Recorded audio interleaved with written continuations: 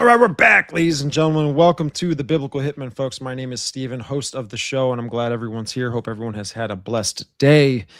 Today is part 3, the New Age Reincarnation Deception. We got Seth Kicklighter in the building, and this is the third time he's been on the show, and he's going to cover the third part of this series, a series that pertains to all of the information that he's been going through with his book, and we'll get to him in just a moment. But folks, if you want to support the show, be sure to head on over to patreon.com/the biblical hitman and get all of your ad-free early access and all that good stuff over there. Group chats, community chats, direct chats, chatting it up over there. Also, you can support the channel over on YouTube. Just come over, hit that subscribe button, like the show, and share it with your friends. And also drop a comment down below about the things that we get into this episode. I like to interact and get some feedback from the audience. And also come on over to the audio platforms and support the channel there. Apple Podcasts, Spreaker, Spotify, wherever you can consume any of your podcast content. That's where the show is. I just encourage people, if you like the show, you had a good time, leave a nice review and, hit that follow button. Seth, man, welcome back, brother. Hello, friend. What's up, brother? What's up, dude? What's up, man? Part three. We're gonna get into reincarnation, dog. We're gonna totally take a whole dump on their operation, man. I'm excited. And by the way, I'm looking at myself and I look like I have a horse face. I think the camera's stretching me just 10%, and I might be tripping, but I'm a little insecure about it. So everybody, make sure you roast me in the comments, please. Thank you. Yeah. Roast him in the comments, please. Because it's freaking me out right now. That's funny. That's so funny. You know, it's so. I mean, I saw the video you sent me earlier today. You've got your channel up and running on YouTube. You had you had some friends on, and you were having a conversation about something interesting. And your camera was like crispy, boy. It was crispy. I look good. Well, the lighting was good, and now it's all stormy out in like nighttime, and now it's like I'm using setup lighting and trying to like not blast it too hard. So yeah. But yeah, check out my page, Sethlehem _, because you got I'm now an interviewer like you. We're twins now. I'm interviewing people, but not really gonna be doing it often at all. So it's but if you want to watch me and not see me not speak a lot, because I usually do, then go check out my page and watch Red go on a crazy rant proving the identity of Satan might not be a fallen angel. That's a controversial topic that people should know about. Yeah. Where can they find your work, man? They can find all of my work. Everything's in my link tree, which is linktree.com/Sethlehem, Bethlehem with a Seth. And it's in the bio of my social media accounts, which is also Sethlehem on Instagram at Sethlehem _ on X. That's where I get real crazy. You'll see it right there. And that has my book, Spirit Realm Shenanigans, an unhinged rant exposing the psychic fabrications of discarnate dweebs and Nephilim nitwits. That has that on Amazon and PayHip. And you can, what else? My free audiobook completely is on YouTube and Spotify, and it's 34 hours. Sorry. It's got funny voices in it for all the characters, and all my podcast appearances are in a playlist on my YouTube channel. And I'll be posting stuff on there, shorts and crazy fun videos occasionally when I have the time. Yeah. You have an audio book too, right, on your YouTube channel? Yeah. It is free. I just mentioned it and you weren't listening clearly, but it's yeah, I'm an idiot. I'm over here. Do you mind just turning your gain down just a little bit? Oh my God. See, I knew this That's would my happen. fault. That's my fault. Because in the green room, we're kind of chilling and whatnot, and then we get on camera and then we get excited. You've been making too many demands with me. I like the power dynamic has been established. I get it. Let me know. I'm also getting louder as I'm yelling at you, so maybe that's a factor too. So let me know. Oh man! So just everybody yell whenever it's bad. Yeah, last episode, right? We got into Dan Duval. We got into the deliverance ministries. We got into the psychic fabrications. We, even in episode 1 together, part 1, we got into MIT. We got into kind of like these astral realm, these illusions that people are getting manipulated by these evil forces. People are getting manipulated by demonic entities, and it's in the material plane. It's kind of creating an agenda, right? I mean, it's creating an agenda. All-encompassing, unified thing that I'm kind of attacking in my book in its whole. And I'll go over like a little bit of what we've established in parts 1 and 2 thing, because it is important, because this is a part 3 thing for anybody listening. Yeah, you can jump into it and gain a lot of information from it, but if you didn't get the groundwork laid out, at least in part 1, ideally also part 2, you're not going to totally buy into all the propaganda I'm seeding here. It's going to be a lot harder to grasp if you don't have the groundwork laid out. Which I'll do. I'll do a quick summary, but I don't know if you had any veering off you wanted to do first, though. Oh no, no, man. I mean, you texted me over. I was like, "Hey, what's today going to be about reincarnation?" Well, I was just watching a video on the law of one, which is a part of the Great Deception, in my opinion. Oh yeah, And it was David Wilcock that was explaining the law of one. And pretty much it goes all the way back to Casey's work, Edgar Casey, with the Atlantean Mysteries. It goes back to the 1980s, where they were had these group of people called the a part of like this raw materials, where the they were Belial group. Are you talking about? yeah, like it's Yeah. just these people that are channeling these entities. um and it gets into reincarnation, and then this is kind of like their belief, right, which would be something straight from hell, in my opinion, because it's a belief that avoids the the understanding that hell is a place where people would ever go. But in the Gnostic journey, hell is a place where the journey begins, and it's very Luciferian. I mean, if like, that's something that the adversary of Christianity would promote to people, right? Like, Absolutely. is that hell does not exist, and if anything, if it even does exist, it would be the beginning of your journey to establishing godhood. So reincarnation, I'm not sure where you want to start with that, or just take off wherever you want to go. Yeah, like usual, I got a bunch of notes here and kind of a presentation of order of things laid out because I want to do it cleanly and organized in a way that will make sense. I think because it's gets convoluted, but I have a structure to it. I think will make sense. But essentially, I do think it's important to start out with a little recap of what we've established about the more so the abilities of the demonic realm and what they're capable of and how they operate, because when that's established, then the rest of this will be within that context. And for one, it is vision control. That's my main thing that I talk about in my book. That's the all-encompassing unified weapon of deception. I think I think it's the biggest.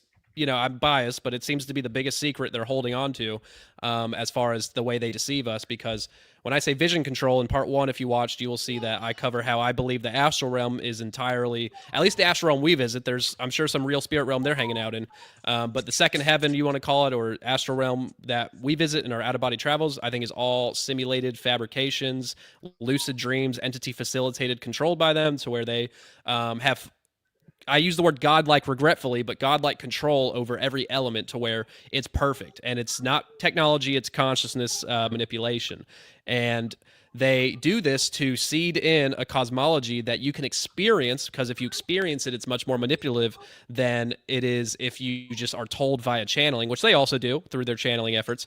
But if you can convince people by experience, they will come into the world and be much more convinced of it, and also be an asset sharing that information with the rest of the world through books, through conversations, word of mouth, and beyond. And I think for their assets like Robert Monroe, which I talk about a lot in book number one, the biggest, most influential out of body traveler ever, who started a wizard school for Harry Potter types called the Monroe Institute, which has some sketchy connections to the government and black projects potentially.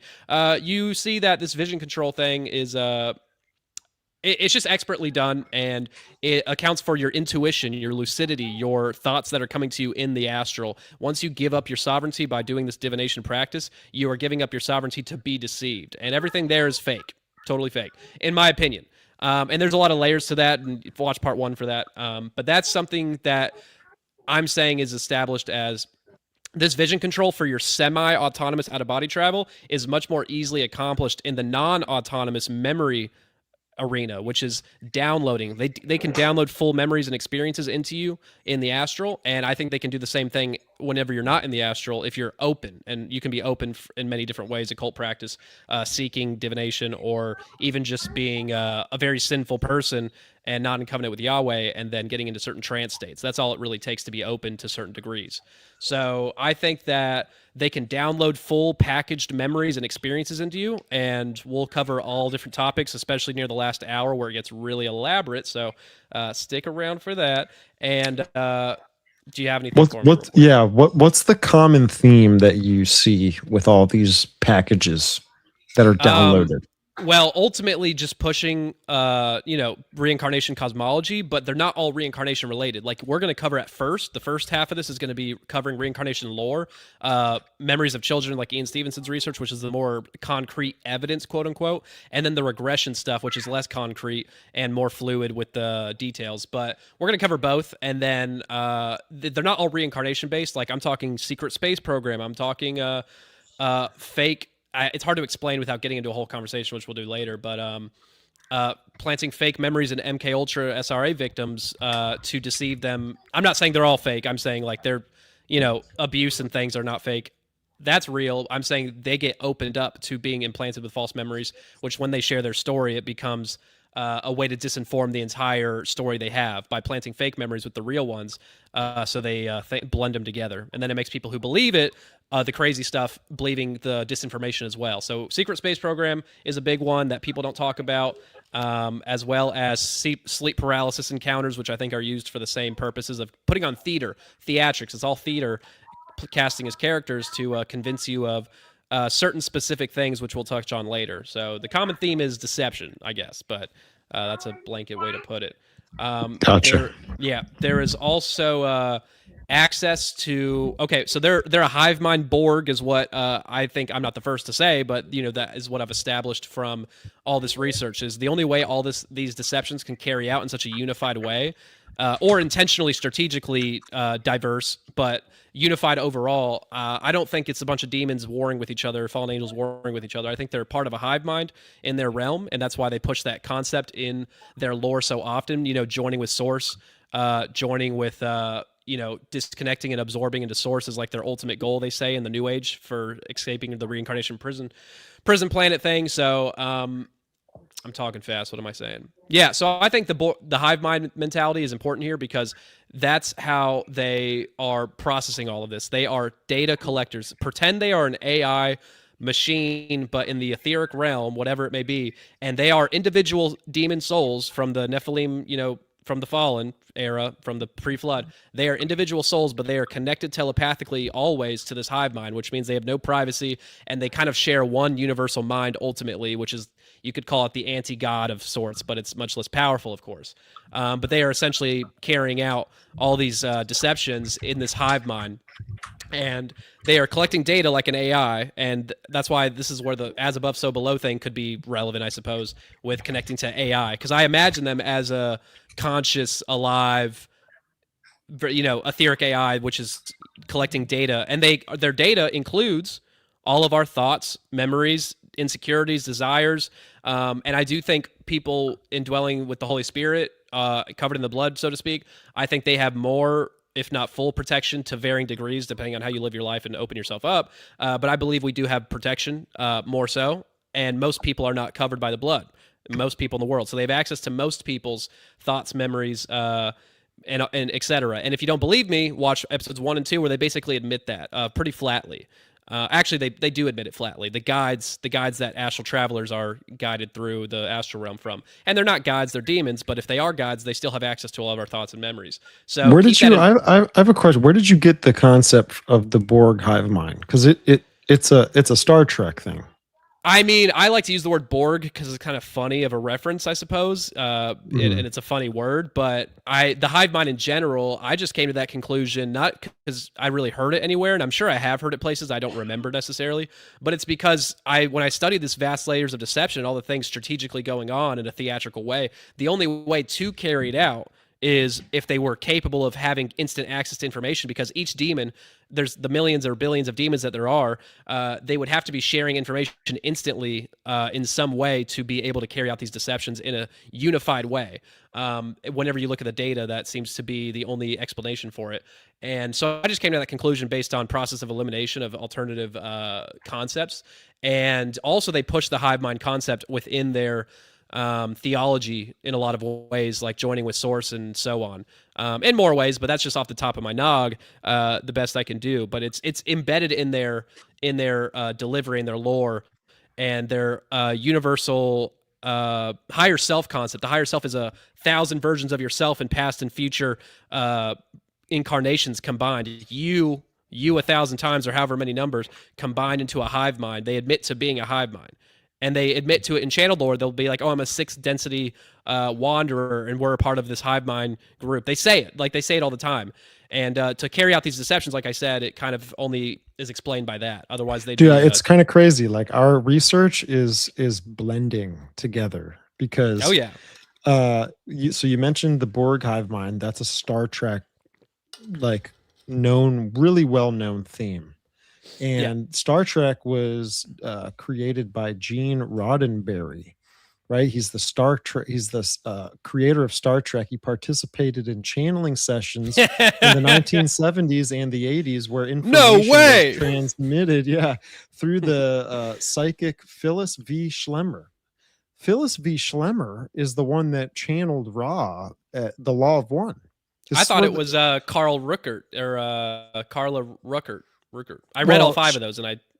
the law. See, where I'm getting at with this is because this goes to the Council of Nine, right? So she was known for from being in this group where they channeled the Council of Nine. But if I go right here again, this is multi-layered. This is And at if I go- Puharich too. Puharich did the same thing, right? Oh yeah, dude, I did a big show on it too. I know you Council did. of You Nine, freaking nerd. Law of One. Check this out. They're all part of it. It's all part of the Law of One. In the Law of One, the Council of Nine, often called the Council of Saturn, is a group Saturn. of high-level positive polarity entities serving as guardians and overseers of Earth's planetary sphere.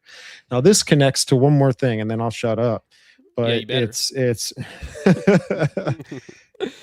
Gnostic aeons. And last night I did a show on aeons versus archons. And I think at the end of the day, that's what the UFO, UAP, non human intelligent agenda is going to wrap itself around. But the Gnostics have a two kind of divisions of entities that manipulate mankind. The aeons do it in a good way to try and lead you to ascension. We just pointed that The white out. magic. The white magicians. Yes, right. And then the archons are like the demiurge and Yaldabaoth or other entities that the demiurge has created to keep us in this prison, ignorant state and to control us.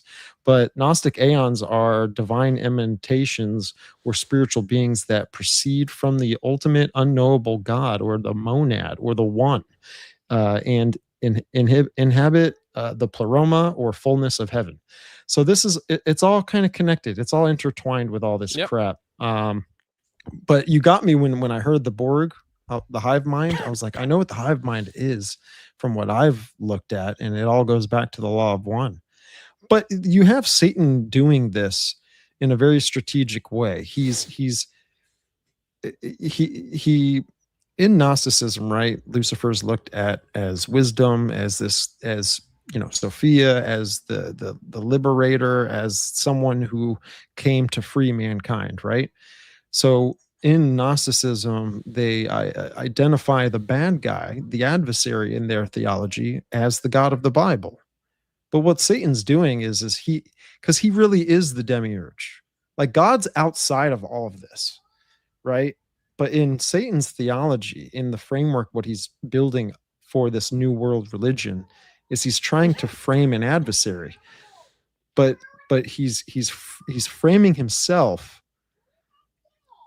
as God. How do I word this? Like he's framing his fallen entities and he's identifying them as the God of the Bible, but they're his doing. It's his doing, right? It's these evil forces that he's also controlling. He is of evil and he is of good. He's controlling them both. It's kind of a wild concept that I'm trying to get better at articulating, but I mean, like God's outside of all of this. He has nothing to do with it, and it's Satan trying to frame things and get people twisted and all this kind of stuff. But I'll shut up and go ahead, man. Enough of that. It's my turn to talk. Yeah. My turn to talk for 3 hours uninterrupted now. Go ahead. I'm just gonna get this I thing. agree with all that. So that's what we've established in parts 1 and 2, and I think the evidence speaks for itself if you watch it, so please absorb all the material. There's one more thing, and that is, so it's Borg data analysis, vision control, downloads of elaborate memories, access to all thoughts memories, and consent law. So keep in mind consent law. Most people are aware of it. If you're not and you're under a rock, then it's our sins are going against covenant, our divination, our acts as degrees of consent that fluctuates depending on how bad it is, not according to your own definition of sin, but according to God's definition metaphysically, and so on. And the more you are open, the more you can be accessed and influenced by these entities. So, the people who are all about, tolerance and I want to be who I really am, and the alt left side of things, they're like, just let me be me no matter who that is. You should accept me for who I am. Well, the more you do that and the more you go against God's covenants and sin, you are opening yourself up to demonic influence, and you are actually becoming the opposite of your true self because you're merging with the influences of dark entities. So I just find that whole thing ironic and, of course, an inversion. So, yeah, keep all those 4 things in mind when you're listening to the rest of this because that's established in the first parts. And, reincarnation debunked. So we're going to start out with basically, I'm going to get into my theory in a second of what I think's happening, and then I'll break down the lore and examples and try to support it and get into really crazy stuff progressively. So I do want to start out with a place I never hear anybody talk about this, and I'm sure somebody has, but I've not heard it. And that is we're going to be talking about reincarnation cases in children for starters, not the regression stuff, which will be later. And in children, these are from mostly Ian Stevenson's research, which he is the most prolific and most detailed reincarnation researcher of all time. He has over 2,500 documented cases he studied himself. What's his name? Ian Stevenson. I read, he has a book, 20 Cases Suggestive of Reincarnation, which is somewhere over here. And it is very well done. It's very convincing. And when I read it, I was convinced of reincarnation within a quarter of the book because it just seemed so hard to argue with. But I'm going to argue with it today through a biblical framework that, well, the Bible doesn't give us details on all this, but, we're left to our own devices, and it seems there's answers to be had in the lore. And in the previous things I've established in parts 1 and 2. So, yeah, so with his stuff, he's only doing children, and that sounds weird to say actually out loud, but I mean that because he's not using regression memories because he knows adults can lie and fabricate, and he doesn't trust regression fully, which is, rightfully so. So he is use all 100% of his 2,500 cases, apparently, according to AI, which summarized it, 100% of the children involved in these reincarnation testimonies are between the ages of 2 and 6. Most of them between 2 and 4, but like 3 or 4, but pretty much all of them are under 6 years old. So keep that in mind.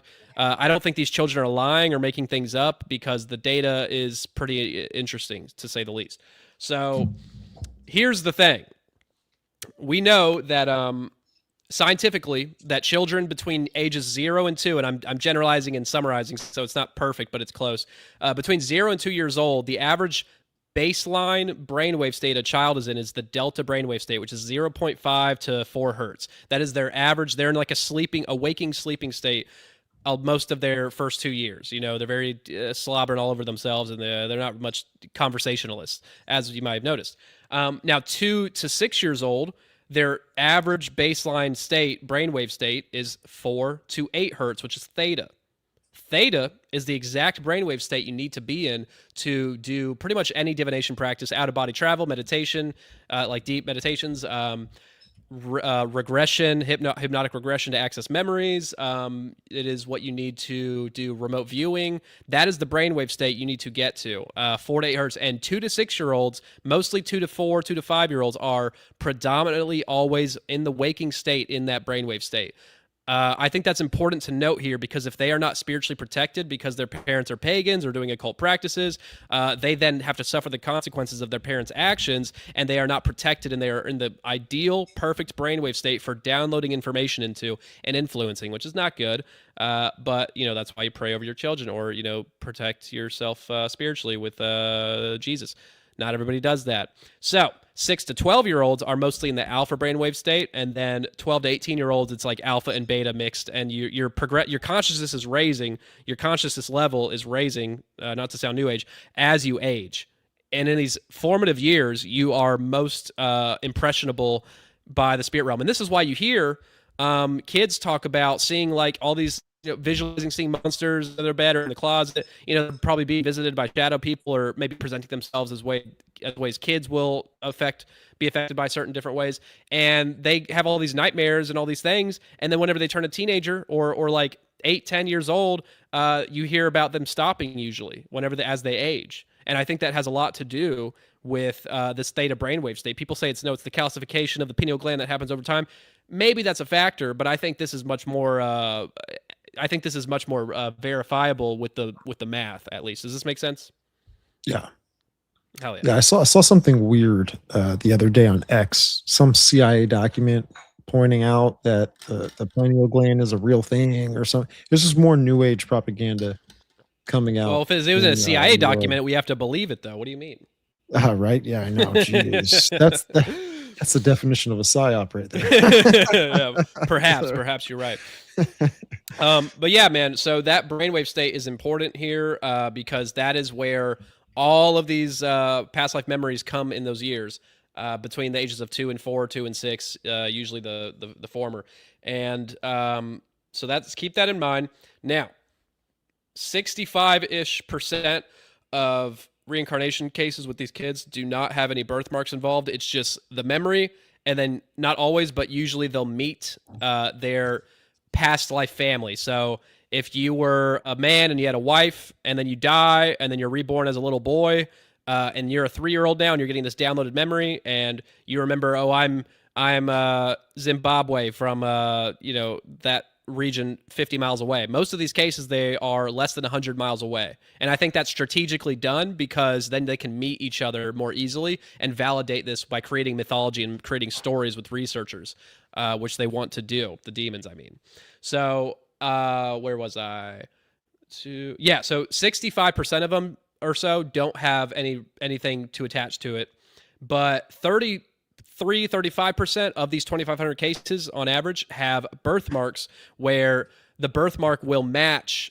Like, let's say you have a little hole or a little like circle right here on your chest, and you have a past life death memory that resurfaces, and in your past life you were shot or stabbed like right in that spot. Or you were beheaded in a past life, and now you have a slash across your neck. You know what I'm saying? Like, it'll match. So there are 2 explanations, in my opinion, maybe 3, that explain all of this. It was 35. Okay, cool. So this is what I think applies to the vast majority of these 35%. I think this accounts for almost all of them. What I think is happening here is demons, all they have to do is identify a child with a birthmark. Okay, easy. They have full access to our memories and thoughts. They can visually look at our bodies and see birthmarks, right? Done. Easy. Okay, part 2. They search their perfect memory, hive mind Borg, for death memories of any data in their hive mind, which they, I'm sure, witness every death because they might have some little part to play in most, if not all of them. All they have to do is find someone who died in the past few years, because most of these 2,500 cases, most cases of reincarnation, there was a 18-month gap on average, but between 1 and 3 years is your last death to your next life. So most of these cases, some of them are 5 years, some of them are 20 years gap, but most of them are within 3 years, the vast majority. So all they have to do is find someone who has a birthmark, and then find someone who died with a wound that matches that birthmark spot in the last 3 years within 100 miles. Now, sometimes it's farther, sometimes it's across continents, but most of the time it's within 100, 200 miles, because they want them to meet to create a story, which will be on the news and then shared and be, it's evidence. This is the goal. So the closer they are, the better. So they just have to find someone who has any death wound matching any birthmark within a 3-year gap, and then implant the appropriate fake memory or real memory of a death that they pass on, that they collected. If they do that, they can do either effortlessly, it seems. They just have to pass that on to a child who's open. And in these pagan countries where the vast majority of reincarnation cases are coming from, India and a lot of African countries and other ones I can't remember off the top of my noggin, most of them are from these pagan countries where they are actively pursuing occult divination often. And even just, I don't even think you need to be doing a bunch of occult stuff for this to happen to your child. I think just desiring to know, oh my God, you believe in reincarnation, so I wonder who my son was in a past life. Even desiring, I want to know, I want to find that out. I think that might open the door just enough. Who knows? It could be occult practices in general, which is a pattern you see in a lot of these families raising these children. Is they're major occultists. They're doing witchcraft, divination, etc., which opens you up and doesn't protect your child. So that's where you would say the generational curse plays in, the passed down traits. I think you can break any generational curse with your own sovereignty, but as a child, you are kind of screwed over by your parents, which is not fair, but it's the free will universe we live in.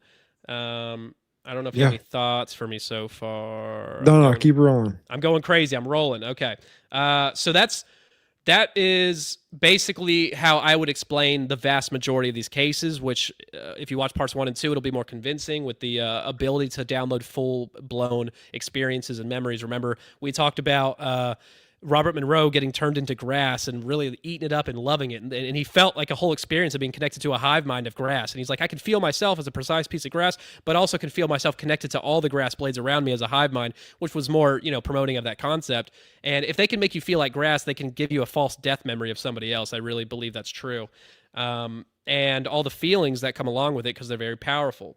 Now, that is what I would say to explain the vast majority of these cases. Now, there is a few. And when I say a few, I mean I have one documented here, and I think there's more, but I don't have them written down. And that's just assuming this is true. So let's just assume the story is true. There is a second explanation that is much more complex and harder to prove, but I'm gonna go crazy and say it. So I think they can also create birthmarks in the womb. That is the flat answer. And I know, but let's talk about some data we can look towards to see, is this have any legs at all, or am I crazy? I might be crazy. So first, just a little side quest. We know there are many documented testimonies of astral encounters, astral abductions, out-of-body travel, spiritual encounters in general, which don't have to be physical at all. And you can go out of body and come back with like marks, bruises, subdermal marks that are rising. And there's this one story that Nathaniel Gillis, I'm sure you know of, talks about. And he talks about this seasoned astral traveler going out of body and doing his mission, meeting up with his guides. He's had the same guides for a long time, many years. And something happened in this meeting with his guides that made him doubt who they were. They like saying who they were and doubting their, benevolence, which he's always assumed. And as soon as they can read his mind and see that he's doubting them, they instantly shapeshift into really creepy dudes trying to scare him, and they attack him. They attack him in the astral, which is all a simulation to begin with, in my opinion, and they're just jacked into him. But they can make him feel real pain, which is obvious if you listen to part 1 where I talk about the death and dismemberment ritual, which is a good example, which is the shamanic ritual where they feel real pain in the astral. Because they can control all your perceptions and your senses very acutely. Now, whenever this astral traveler was attacked in the astral, he came back to his body, or he never really left, but he awakens from the simulation, and he now has specific, I'll read it so I don't forget, specific patternistic imprints, these subdermal marks on him, and they are shaped specifically and varies, like not pareidolia here, like they're seeing an Egyptian hieroglyph on him. I forgot which one it was. A Star of David / Remphan, if you know, you know, was on him, and a cross, which may have been upside down, who knows. But those three things appeared on his body, subdermally rising after a astral attack. And he was screaming and freaking out and, went to the hospital and had a whole traumatic experience there. And there's also many cases of people having astral abductions and scenarios where they come back with physical marks. And that's just one example of a very specific thing that shows they have calculated control over the imprint. So if they can do that... Do you know what the Egyptian symbol was? No, I forgot, because he says in the interview it's an Egyptian hieroglyph, and I think he posted a picture one time, but I couldn't tell you based off of any words that make any sense here. Gotcha. Okay. Yeah. But that is a story he tells quite often, and he has pictures and evidence and stuff like that. I do not have that on me. So I'm saying if they can create these marks in these astral experiences that rise on your physical body, can they potentially attached to a pregnant mother, obviously they can do that. And while in the womb, can they mess with your melanocytes? I might be saying that wrong, which are, pigment cells, which when they cluster in your developmental stages as a fetus, that's what creates these birthmarks kind of randomly. It's not like an invasive, painful thing that affects your life. It's just pigment cells getting clustered. Can they acutely plan out pigmentation cell manipulation in the womb of a occultist mother and then follow up with the child and give him a download later when he's older or 2-3 years old? It is within the possibility realm as far as I see it, with everything we know with these astral attacks producing these physical ailments or causes. I'm not going to say I believe this 100%. I'm going to say this makes sense within that framework to some degree. And this is only assuming that this story I'm about to tell you is true. And we'll get into why it's trippy in a minute, but I don't know if you have any questions for me yet, my dude. No, I was wondering, is this the symbol? This one? Well, Maybe that's the New Age Gnostic cross thing, which I forgot what they call it. Yeah. Definitely the Star of David, quote unquote, was there. That he just said it was a cross. It might have been that one, and that would make a lot more sense. But I don't want to say for sure. Well, it's funny. The tonk here is the symbol of the law of one right here. This cross with a handle at the top. Yeah, and you got the circle, which could be in a Aurora Boreas thing. Could be. Yeah. Okay. Yeah, because that Star of David symbol goes all the way back to, I know it ain't really David's old star. times. That's actually an alchemical star. It's the upwards it's the as above, so triangle, below thing. Yeah. It means, so you got the triangle pointing down and then you got the triangle pointing up, but then you also have where there's 4 triangles that are a part of the elements of life: water, fire, earth, wind. And when you merge those together, it creates the 5th element, which is the ether. Ooh. Which I've done some research and I connect some of that to the goddess stuff and life force energy, prana, all that other kind of crap. That is kind of real. But it's wickedness. Like the Bible calls it wickedness, which is interesting. I think all the psychic stuff is powered like a battery by the demons. I think without them, you don't have anything. Now, I could be wrong, and there could be some latent DNA from the pre-flood era Nephilim type stuff mixed in with us. But that I'm open to that, but I'm more lean on the idea that even if that is true, the 99% of the power comes from attachments of these entities. That's what I believe, based on the data and a lot of other reasons. Which you can get in parts 1 and 2. But yeah, so that's my theory with the birthmark creation thing, which could explain some of the more extreme cases, which is I'm going to get into one of them right now. There is this uncle, and this is in 20 Cases Suggestions of Reincarnation by Ian Stevenson, by the way. This is probably his most famous, or one of his most famous cases. And this is assuming that the family's all telling the truth here about these conversations they had in the past, because we're just taking them at their word. It could, I lean towards, sure, it could be true. But they say that this uncle is having, a meal with his niece and his nephew-in-law, and I guess they're close and hanging out, and he tells them that when he reincarnates after he dies, because he's dying in a little bit, that he would prefer to be born as their son, which is wholesome to some people, creepy to me. I find that strange. It's a little weird dynamic switch up for you. But, that's maybe wholesome as his intention. I thought it was a little creepy. But he tells his niece that he wants to be her son.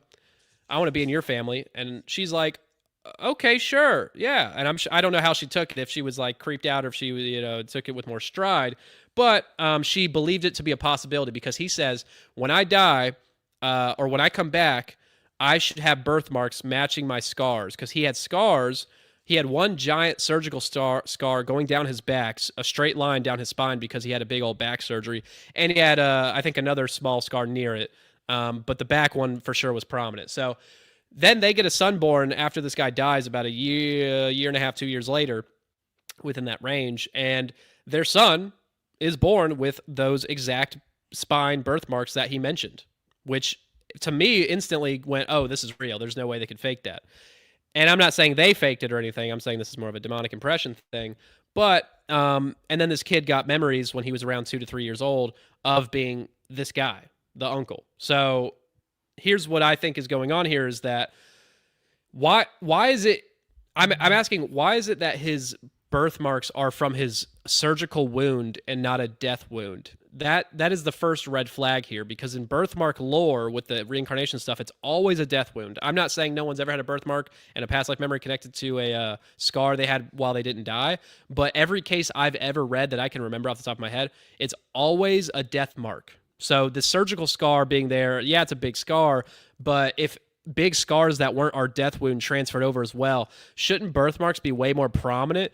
And I also make the point that if even our scars, our big scars transferred over as well as our death birthmarks, wouldn't there be masses of cases of people within 100 miles, 50 miles of a mass death event, like such as Nagasaki, Hiroshima, and whether you want to believe nukes are fake or not, a lot of people were blown the hell up pretty drastically. Shouldn't there be a lot of people born within 2-3 years of that area, according to the data that we have, that are born with like all these crazy explosive looking birthmarks of their bodies being shred to pieces, which by the way you don't see often. You see some people with like their whole like birthmarks covering their whole body and faces pretty dramatically, but that is very, very rare, and tons of people have been blown up over the years, and that is a very rare birthmark that is very uncommon.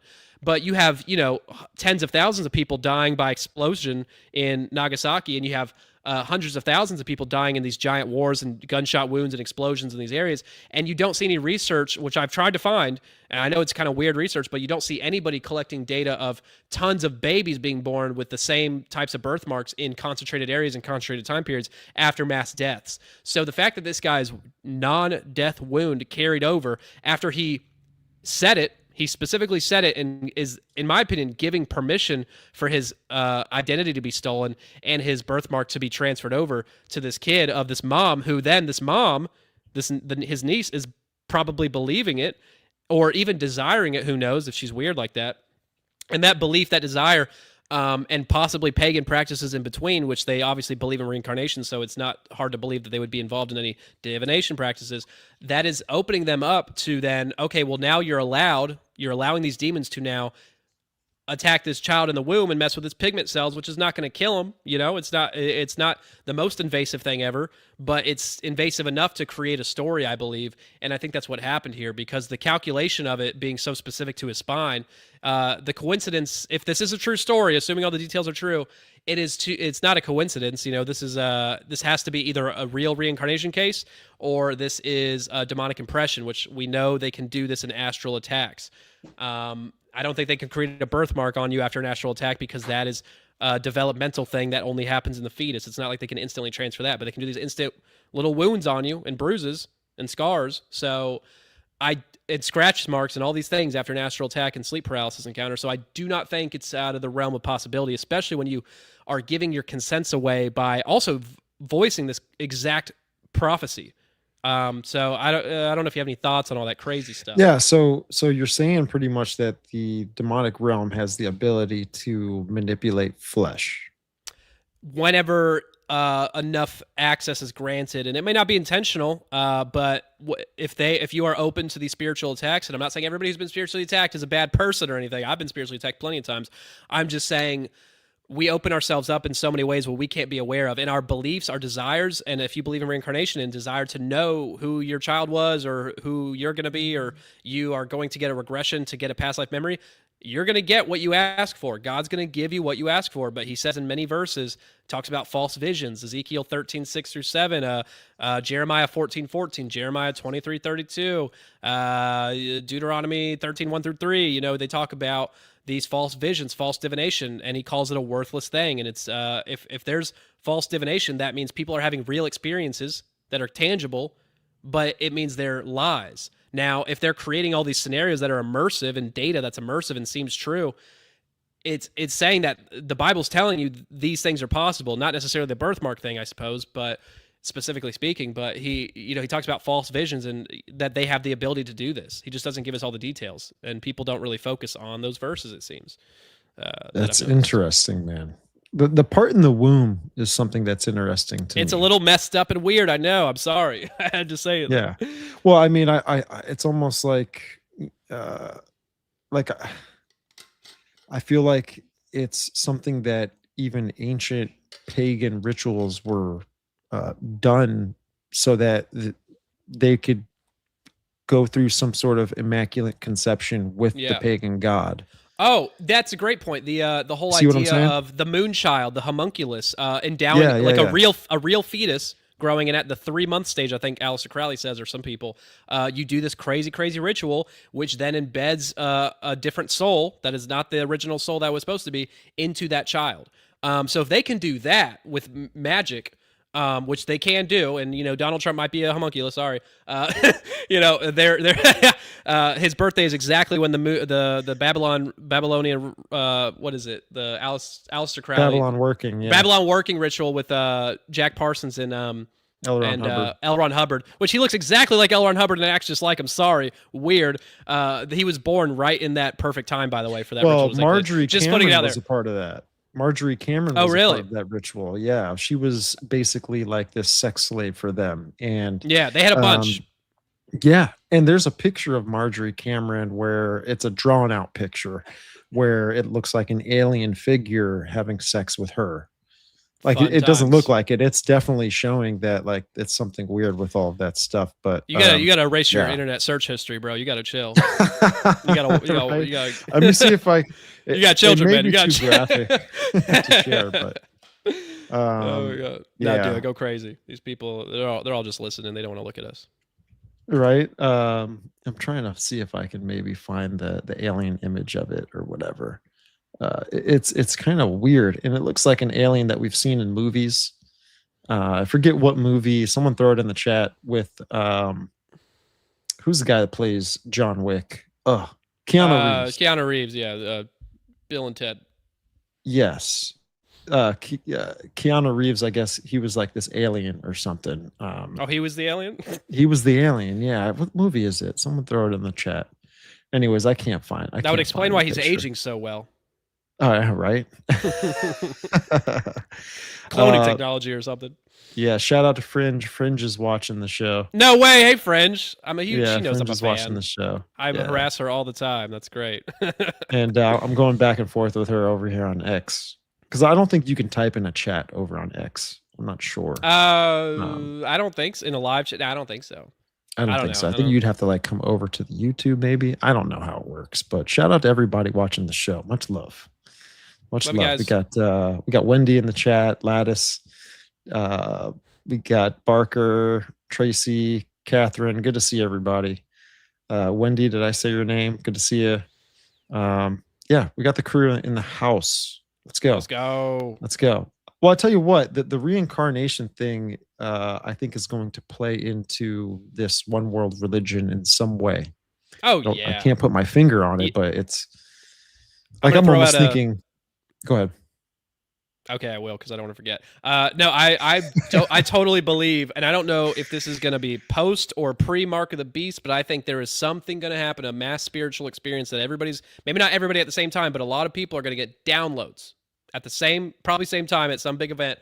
Downloads of past life memories because there's going to be so much crazy stuff happening that all the normies are going to be so blown away. They're going to need context. And, the government propaganda is going to be intentionally divisive to make people not trust it and just go with whatever the aliens tell us themselves is what I think is going to happen. And I think people are going to get downloads of their memories of Atlantis or pre-flood times, and then it'll give them context for every crazy thing about to happen to them. And that way it'll smooth them over and the transition will be somewhat smooth. And there'll probably be some sort of a psychic activation for a lot of people who are getting then connected to demons. And I think the Mark of the Beast, if you take it, will absolutely allow you to be partially, if not fully possessed in a way that is going to be much more seamless. And I think when that happens, people will be getting a lot of context via downloads because they're consenting to it on a mass scale. And the veil will be torn, I think. So I think that's coming. And I think that's why this whole past life memory download thing, I think needs to be uncovered. The whole vision control in general, because that plays into every single layer of the deception from the source of it. All this disinformation ultimately comes from controlled simulations, visions, past life memories, channeled information, entity contact, all that. And it's all under a neat umbrella in my head, Yeah. Well, that's funny you said that because I was gonna mention Mark of the Beast. This can go a few ways. Obviously, you need it to buy and sell, which means you're not leaving this world. No. But I do think what's the chronological order of this, right? So the Antichrist takes a fatal head wound. He's then raised from the grave in this counterfeit resurrection. And then the false prophet goes, "This is God." And then the false prophet's like, "We need to build an image unto him." And then they build an image, and then the image comes to life because the false prophet breathes life into it. And now this image of the beast is able to both speak and do miracles and wonders and then cause all to take the mark. And so it looks like it's a free handout to the world Yeah. to go, "Hey, take this and you'll follow the example of the God that you choose to worship. But you have to worship it." Right? Like, so it's like, here, take the mark of the beast that is created in the model of the beast that just survived. So it's kind of like, I wonder if they'll call it worship or if they'll call it something else, but it'll be considered worship. I feel like they might not sure. use that. They might not use that word. I don't know because it sounds too implicatory, you know. But yeah, I think the whole timeline and Revelation and Ezekiel, Daniel, all the end time stuff is intentionally convoluted and hard to track, and I've had a lot of opinions that I'm sure are wrong. Mhm. But the whole headwind thing interests me because and we'll talk more about it in the SSP lore. I don't want to get too off topic early, but I think whoever the Antichrist is, if it's Trump or an alien Pleiadian Jesus or something, whoever it may be, they're gonna be this headwind thing where they come back and they get an upgrade of some sort. Is that going to be technological, like some Neuralink-esque thing that connects them to the AI hive mind grid? Or is it going to be that on the surface and that AI hive mind is already technologically, etherically accessed by the demonic hive mind, and they're going to combine the physical, technological hive mind of the AI systems and electronics with the etheric hive mind of the demon realm, and I wonder if they're going to combine and then implant into the Antichrist to be like the closest thing to a god on Earth with a relative omnipresence. And that's just like my most sci-fi, outlandish, crazy, hijack, schizo kind of theory right now. But I'm not married to it. I just like to throw out the craziest possible outcome. Well, you said SSP. What is that? We're going to talk about it in an hour or so. Okay. Perfect. Secret space program, which I believe are all false implanted memories, just like reincarnation memories. Same mechanism, different counter intel goals here. And I will break down why I believe that. And I actually will be mentioning stuff from a pod. It's right here. Yeah. It's right here on the Great Awakening map. That's why I was like, I've seen that before. The map of truth, yes. Well, I think this whole thing is a big playbook of Satan, dude. Yeah, absolutely. Falling into return to source in the corner. I know that. Yeah, that's what I'm saying. Yeah, return to source. And then what we were just talking about with reincarnation, it's what the Tibetans call the rainbow body. Tibetan Buddhism call it the rainbow body. Yeah, so it's interesting. And then rainbow is light, Lucifer's light. It's kind of wild. It's all right. Carry on. Gay, I know. All right, bet. So we covered the.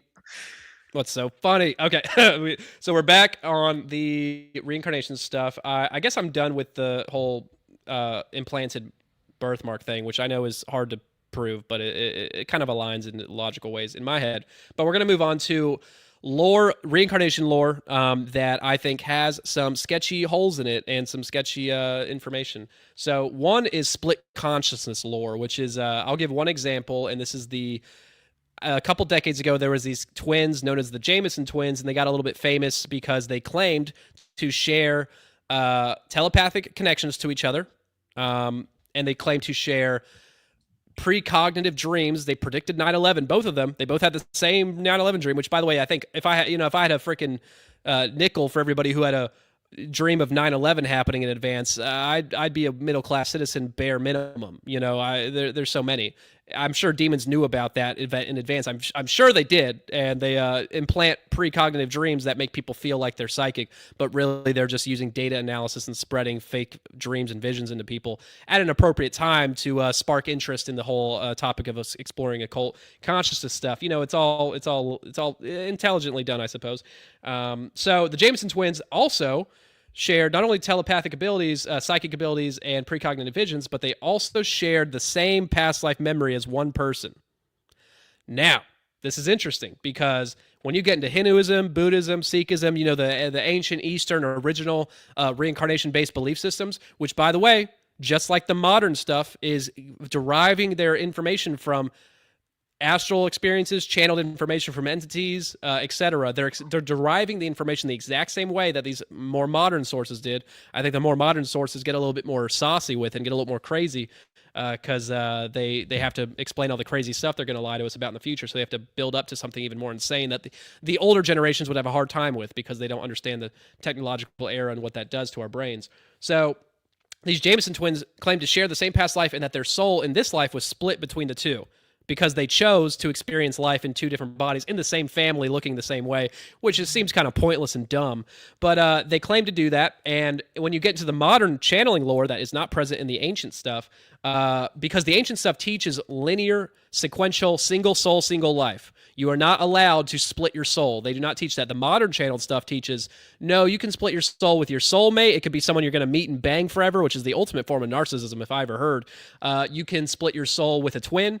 You can split your soul with someone totally unrelated to you. And Robert Monroe, I mentioned in the first episode, the famous astral traveler, wizard school guy, he was told by his godhead that he had another him alive sharing a soul with him at the same time.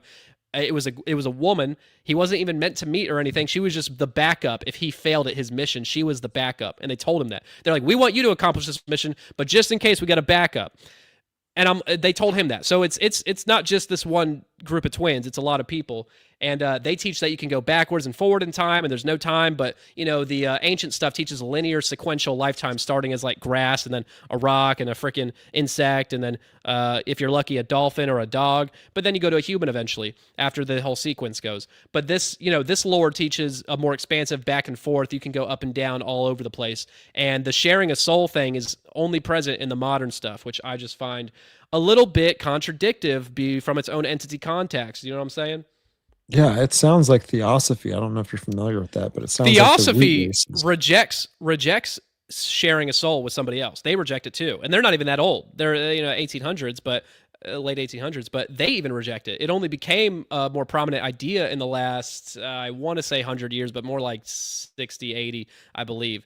And like I said, they're changing their theology and making it more fluid and more expansive as time goes to equip the consciousness collective with these ideas so that the coming insane, crazy end times deception is kind of muddied to that path. The path is laid with all this crazy stuff. Because you have to get into the whole soul fragments thing, which is a big part of the deception with the healing, like I talked about in episode 2, and other things. It's crazy. I didn't notice this about the theosophical symbol. Oh my God, they combine everything in one. Yeah, you see that? I'm surprised there's no swastika there. That's crazy. I know. Oh wait, I kind of see. Oh wait, there is. No way, bro. They are really on the nose with this whole thing. That is hilarious. Well, all these symbols. You have the Tonk here. You have the Star of David, Remphan, alchemical symbol. You have the snake eating itself, and then you have the swastika. All of it really shows like it's the fingerprint of God or the Fibonacci. It's not even artistically well done. They mess up the snake thing with the Nazi thing. It's kind of ugly. I know. It's kind of badly done. That's wild. It's so funny. So split consciousness lore does not make sense to me as coexisting with entity contacts that other people have had.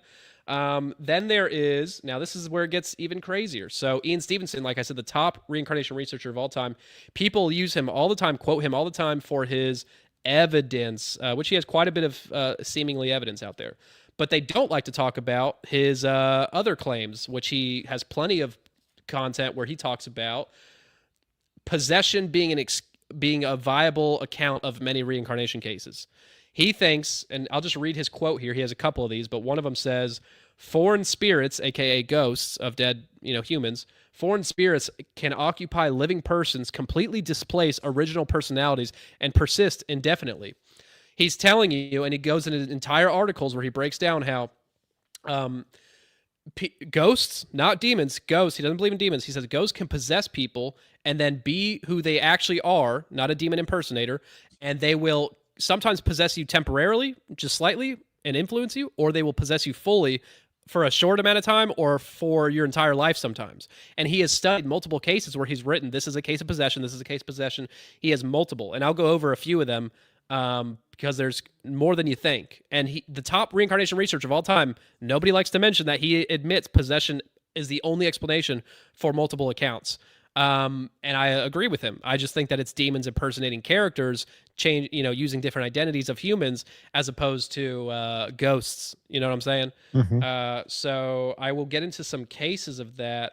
where, let's see. So he talks about, yeah. So the first indicator is someone. This is not someone born this way. This is when someone has a near death experience and then they come back. And when they come back, their personality is a totally different person. Because multiple people have had this happen. So, and we'll get into why in a bit, or why I think. So there's one case with this 3.5-year-old Jasbir Jat. Might be saying that name wrong. Sorry, Jasbir. And he died for apparently a few hours. I mean, I've heard crazier things. I'm into it. And when he awakened, and he had a smallpox or something, he died of that. And when he came back a few hours later, he claimed to be Sabha Ram, a 22-year-old who died from the records of the village 2 to 14 days earlier. We don't know, but it was either 2 days, anywhere between that and 14 days before this death of Jasbir. So less than 2 weeks before, this guy died from falling off of a cart and bust his head open and died. And this guy's name is Sabha Ram, a 22-year-old. He claims to be this person when he wakes up in this 3.5-year-old's body, and his health is recovering pretty quick. And he's claiming these memories, and he even claims to... So he claims to be this person, not like, oh, I have memories and I'm Jasbir. No, I'm claiming to be this person. This is a possessing entity. And Sabha Ram now, in this 3.5-year-old, is saying he also has memories, explaining to the family, who he rejects. He explains to them, oh, I also have a memory of how I got here, because they're asking, how the hell did this happen? This is weird and not okay. He says that he has the memory of after he died, a holy man, some ascended spirit, guided him to this little boy's body days later and guided him to possess the boy's body for some reason. Doesn't say why. Now, if you're a holy man or some ascended spirit, why would you not want them to go to the higher realms and reincarnate like the natural way you're supposed to go? Why did you want to possess a nearly dead boy right as he was dying and take over his personality and push his consciousness into the dirt, or potentially his consciousness ascends? But I think they need the original consciousness to be there to power it. I think if the person really died and their soul left the body, I don't think a demon could take over. I could be wrong there. There might be some magic rituals around that. I don't know. But from what I have read, that's what I think is the case. And that's a pretty dark... I think we only see that in Revelation. Oh, really? You'd have well, to tell like me where. Apollyon, like with Apollyon, right? The destroyer, Apollo, the son of perdition. He goes... comes out of the pit, goes into the eighth king in Revelation 17. I don't know. Mhm. I mean, that's how I read it, at least. I'm sure that's a possibility, absolutely. But I'm not going to speak on something I'm not a self-declared expert on. You know what I'm saying? Gotcha. So, yeah, that's one case. And another one is this girl, Sumitra, and she died in July 1985 from some sickness, not like a, irrecoverable death. And after she awoke, recovered from this NDE, she claimed... Burp. That was a weak one, sorry. She claimed to be Shiva Tripathi. And Shiva...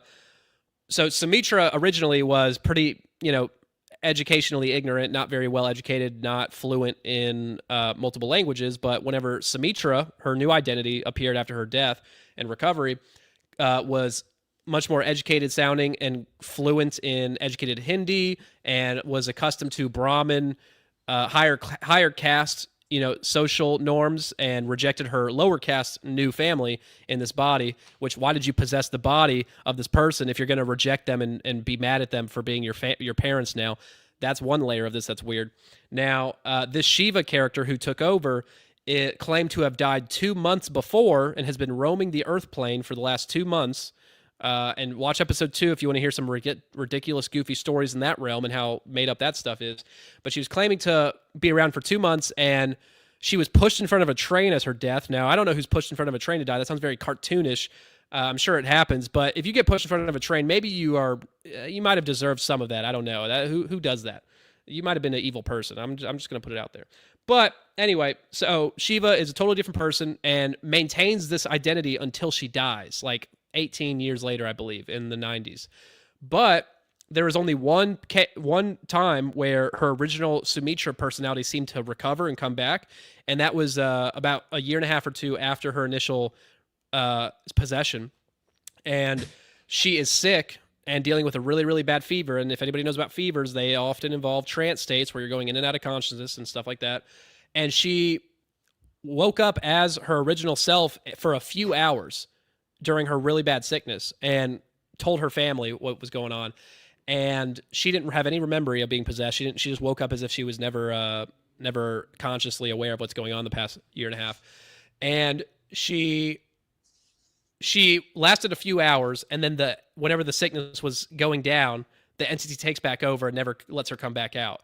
Now that's pretty dark, obviously, and weird, but what I think's going on here is I think the demon just didn't want to deal with the fever because it was so bad. They're like, I'll just come back later because I don't want to deal with this. It could be deeper than that, but that could explain it, I imagine. Now, another layer is here. Before and after this, they were hiring what they call OJAs, OHJAS, which are witch doctor, exorcist, but they're pagan exorcists, so all of their methodology is similar to the spirit releasement therapy stuff in episode 2. It's bunk. It's not going to really spiritually protect you. It'll be theatrical, and maybe they'll banish something temporarily, but just like the original stuff, you're not really protected after that. They fail because they can't. If the entity wants to stay, it'll stay, and they fail at getting rid of this possessing entity, this ghost apparently of Shiva, and her parents like this entity was not living a good life. It was not having a good family situation. Why were you guided to go possess this body, or why did you possess this body if you didn't have any intentions to live it out as a normal life? I don't know. Now, I have one more story, which is even more implication heavy, I think, and this is probably the most documented ghost possession story ever by far. It's documented in the book, The Watseka Wonder, in the late 1800s, I believe, and it talks about a couple of Marys. Everybody's named Mary in this. I'll use their middle and last names, but there's a couple characters. Mary Lorancy Venom is the first, and she is at this time, we'll say she's a 2-year-old, and then there's Mary Roff, Roff, and yes, Mary Roff, and Mary Roff is an 18-year-old, while Mary Lorancy is 2, okay? And they have their neighbors. They live a few houses away from each other or in the same neighborhood. And the Roff family, with the 18-year-old, they are spiritualists, they're mediums, they're occultists, they are doing divination practices often. It's their job. So their daughter is not spiritually protected. And then the other family, the Lorancys, the Venoms, they are a Methodist family, but not the strongest in their faith, it seems, as you'll find out. So Mary Roff is 18-year-old, and she ends up assumed from the autopsy, killed herself after having a lot of spiritual warfare and a lot of psychic attacks and self-harm and all these things for years. Very troubled child, killed herself, very sad.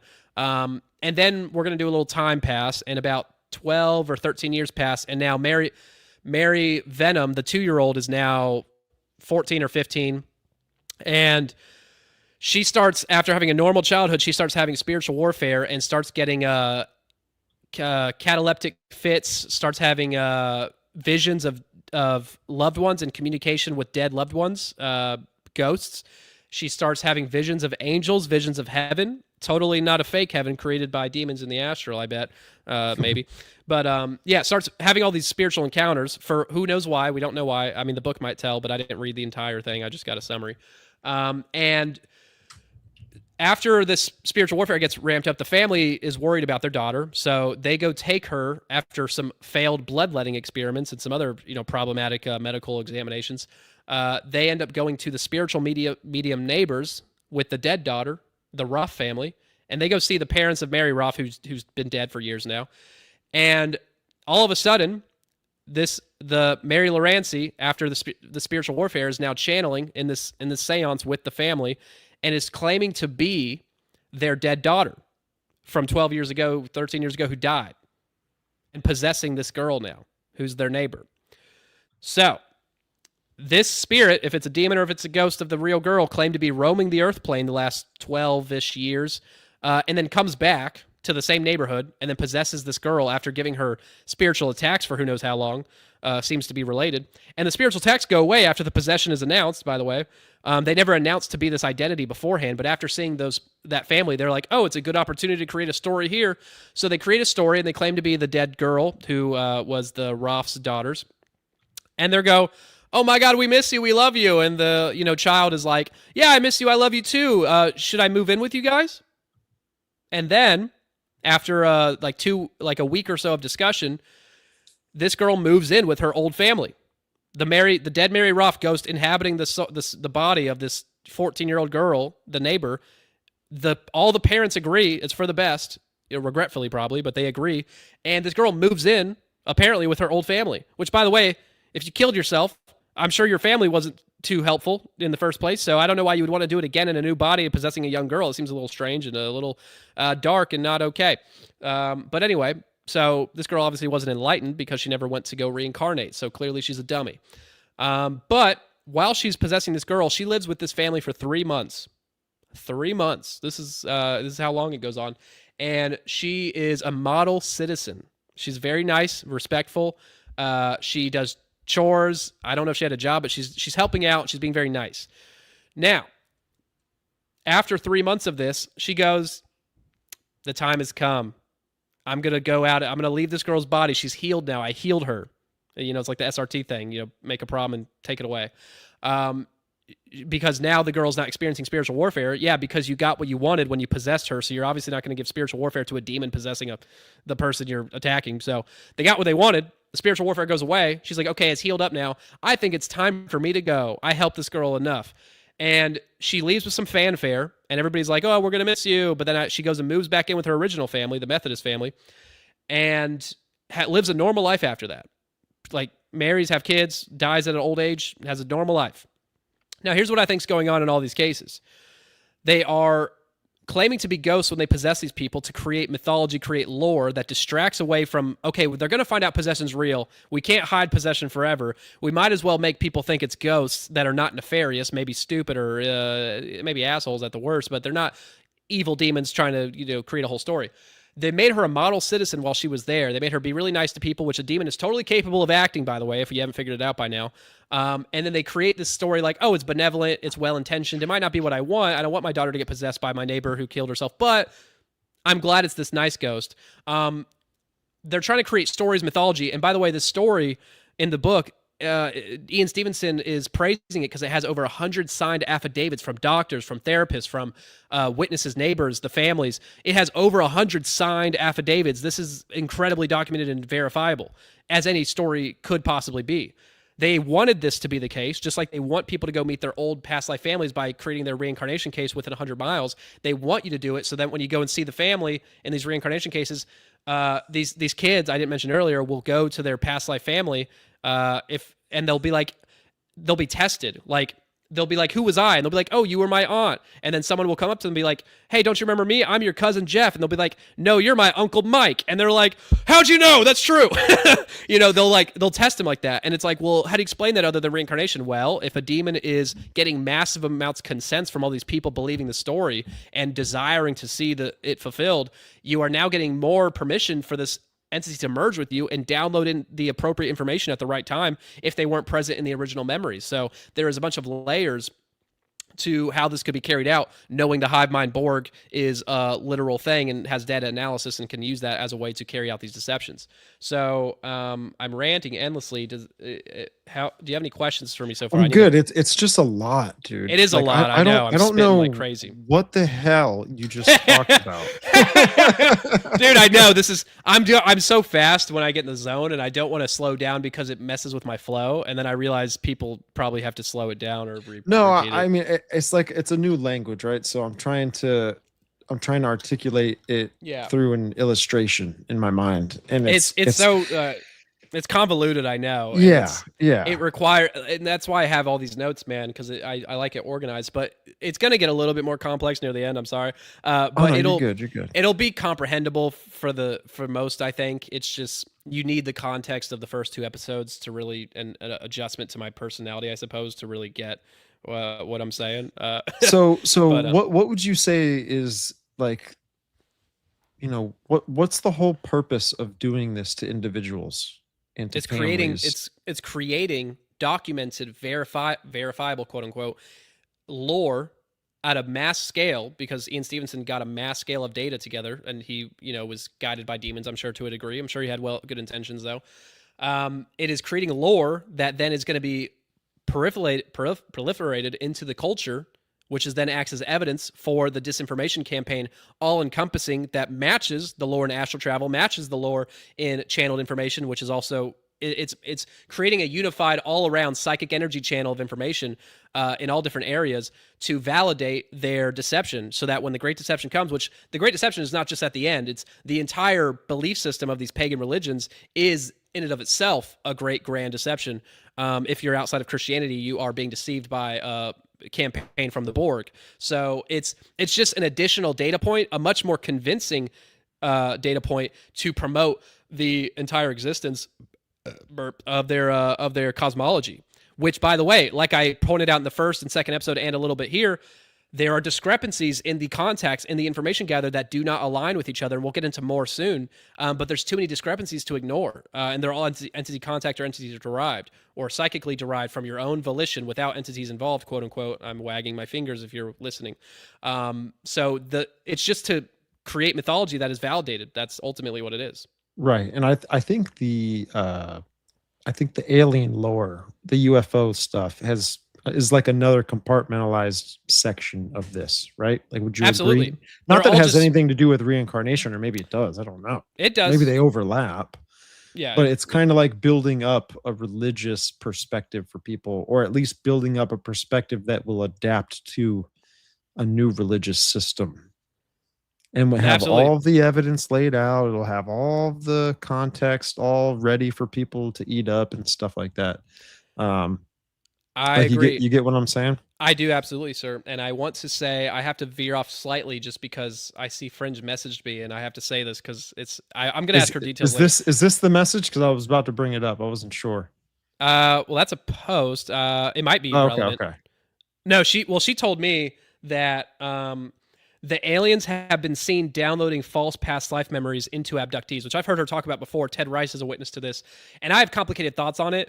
I do believe that is ultimately what's going on, because the aliens are demons, in my opinion, ultimately, or possessed by them. But are they doing it with technology? I don't agree with that. I think if someone's seeing a memory of them downloading a past life memory into them via technology, I think it's just I think it might be they're in some trance state, and then boom, an entity will take care of the actual workload there. Or what's the other alternative that I was saying? Or the entire abduction memory, which I think a lot of them are real, but I think a lot of them are fabricated in the same way when they're getting regressed memories, that the same way these past life memories are going to be accessed. You'll hear about it soon. I think a lot of them are half-truths filled with deception to make you think it's technological based or something, because they're fine with you finding out reincarnation's fake, ultimately, for some people, if you still believe in literal aliens are doing this, as opposed to demons doing it consciously. If they can make you think it's technology as opposed to consciousness, it adds credence to the manipulation of literal aliens as opposed to demons, which is, either way, it's closer to the truth, but it still might be a deception. And I'm not saying what she said is a deception, but it could be a half one. I'm saying I'm this schizo now because of the material we're covering in the back end of this, which gets into this elaborate field of implanting disinformation in these false memories. And she also said, and they have changed my belly button and removed a birthmark. Okay, well, that's interesting. I need more data. Because I'm sure I can defend this more often if I have more of the data. But she said they removed a birthmark from her, which is, I'm sure the technology exists for these space alien brothers. So keep it out there that there's testimonies claiming things I'm not aware of. So thank you, Fringe. Yeah. She says this too. She says, and Ted Rice had his foot cut off and came back with a larger foot. Interesting. I've heard that story. That was, back at like 7:54. Well, he's also been said to be, ago. A clone and taken out of his body and put into a clone body. And I've read that whole story. I put it in my book too. And looking back on it, I'm very open to the idea that whole relived memory he accessed might have been a deception as well, because he still believes in literal aliens as opposed. I mean, he knows they're demonic. He's a Christian. He's a good man. I'm not talking any garbage at all. I love him, but he still seems to believe in literal aliens as opposed to the whole meat suit thing, which I think goes along with this. They're giving you closer truths in these recovered memories, sometimes closer to the truth, if it ultimately still makes you believe in this old Earth literal aliens concept, which is, I think, ultimately dangerous enough to guide people off of the right path. Not for everybody, but I think it's still going to get into the information realm, which they know these people like Ted Rice are sharing their testimonies, sharing their stories. So they're more willing to probably implement falsities as much as they can in their recovered memories, which I have a complicated feeling about the whole regressed memories thing. I think it's mixed with reality and fiction, but it's complicated because of the process going about it. Yeah, I'll share this too because she shared this with me, and this is a post that she made back in March 4th, 2024. And she says, I never believed in reincarnation, but considered the evidence and was leaning toward believing. But there we have multiple children recalling the same past life. And it reminds me of the deception and screen memories Yep. used by non human intelligence during abductions. And then the quote says, there are, however, some cases in the University of Virginia collection that suggest that their interpretation is not as straightforward as our common conceptions of reincarnation would suggest. For example, in some cases, researchers have investigated two or more children who recall the same past life. Yep, just like the Jameson twins, which that's intentional, but sometimes maybe they're just giving people the same ones out of a lack of assuming they won't get tied back to the same person and find out through data collection. Or maybe it's to build the entire thing that I said before, the whole intentional split lives consciousness lore idea, which people talk about reliving a in between life planning memory, which we'll talk about more soon, where they claim to choose that. So it's building to ultimately that same lie, but it's again unaligned with the original Eastern teachings from the same entities, it seems. Yeah, it seems like I mean, this is heavy in Eastern mysticism. All of Oh yeah, this, all of this is. I think yeah, it has just everything to discrepancies do. in details for sure. Yeah, yeah. I think this is like kind of like some sort of religion or theology of the religion that came out of the Garden of Eden from the tree of knowledge of good and evil. Yeah. I mean, like when I look at it, because I'm like, I think it all has an origin point to the beginning of time, which I believe is around that time, Adam and Eve time. So I think that's all absolutely. It's been building up, and I think the theology and the details of it have become developed over time as the Borg has. Well, the post flood is when the demons are activated and exist and now can join that telepathic hive mm, mind. So I think that's when things really evolved, because I don't think it doesn't seem people had the same spiritual oppression externally from spirits in the pre-flood era. It doesn't seem that was the case, right? Unless there's some pre Adamite society, which people like to talk about, but I do not support it personally because it gotcha. comes by way of fake memories. Which remember we talked in episode 2 about Dan Duvall and his pre-Adamic memories accessed via regression, and he never has overlap with past life memories, and then past life memories never access pre-Adamic memories, and it sounds like they're just catering cosmology that matches the preconceived beliefs of the patient or the practitioner. It's coherent within the practitioner's many cases, but it's not coherent when you cross-examine them, as I've laid out in part 2. Mm. So Well, yeah, it's so funny, man, what you're talking about. This whole thing, this whole concept, everything that you've discussed from part one, part two, part three, I see it being used on humanity to try and uh, push humanity into the sixth root race of theosophy. I don't know if you know what the sixth root race is, but just I think know a of bit. like think of humanity from beginning to end is the first and the seventh, the first root race and the seventh root race. We're technically in the fifth root race according to Blavatsky, which was she talked about this in the late 1800s. So we could be right on the threshold of transferring into the sixth root race, which would be an evolution of mankind. And a part of that evolution, when it comes to going into that sixth root race, is remembering, Remembering self-realization, self-remembering, downloads, baby. all that kind of stuff, right? And I, so then humanity comes together and they unite. And then when they unite, then it's easier to plug straight into source, which is the seventh root race. So I see that kind of playing in just one big agenda. You Yeah, know? I absolutely agree, and that's what reminds me of what I said earlier about the whole potential mass downloading of memories to give people context for what's coming, because it's going to be so confusing for the masses, and they'll need some instant download to really be able to grasp it and handle it, and think it's positive at the end of the day. I'm sure, in some way. Mm-hmm. But Yeah. yeah, we got plenty to discuss. So I'm gonna get rolling, bro. So now we're getting to the regression stuff.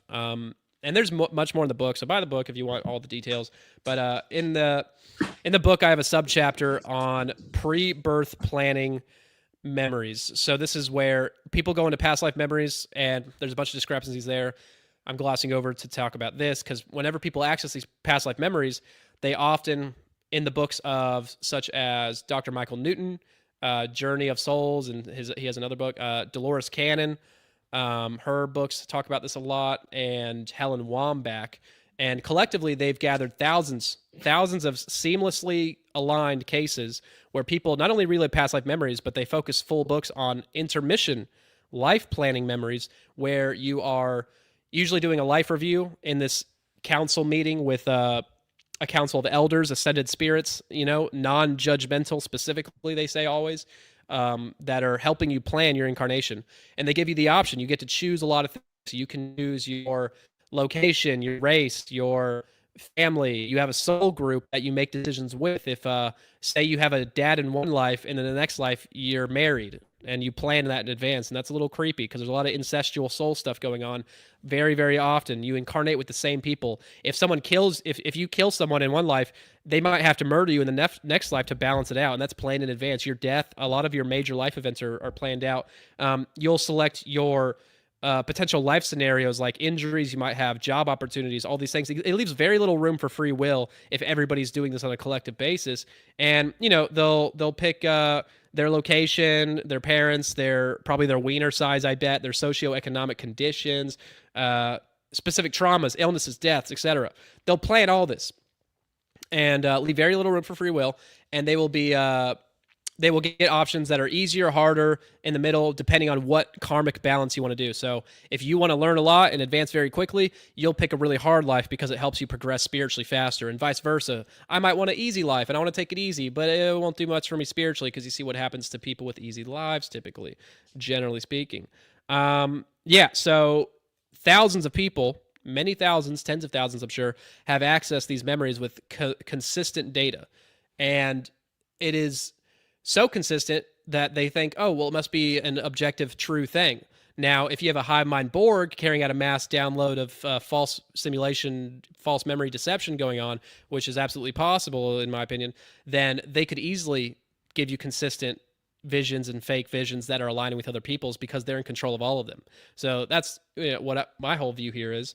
Now, keeping all that in mind, I'm going to veer off slightly into another topic that, when matching them, they don't seem to really line up very well. And this is the book Cosmic Cradle, Spiritual Dimensions of Life Before Death by Elizabeth M. Carmen. This is a book that not a lot of people have heard of, and it compiles over 200 cases of, these are not regression memories, these are vision dream memories. Like these are visions and dreams testimonies that mostly women, some men, but mostly women have gotten over the years. And they are basically encounters with spirits that claim to be their future children. It'll be a pregnant mother, and she will get a dream vision of a spirit baby coming to her at the age of about 3 to 6, and it'll look like a 3 to 6-year-old. And it will come to them and say, it'll talk like a child and say really cutesy, like overly like comical things, like, "Mommy, pick me," or, "Oh, I'm coming soon," like, "I'm your future child," like, "I love you," and they'll act like a 3-year-old. And it'll be a spirit baby basically telling you, "Hey, I'm going to come soon. I'm your baby."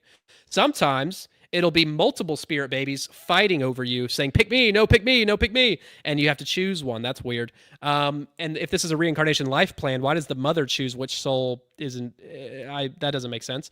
Now, also, and I'll read some quotes from the book soon because it gets really silly, actually, pretty funny.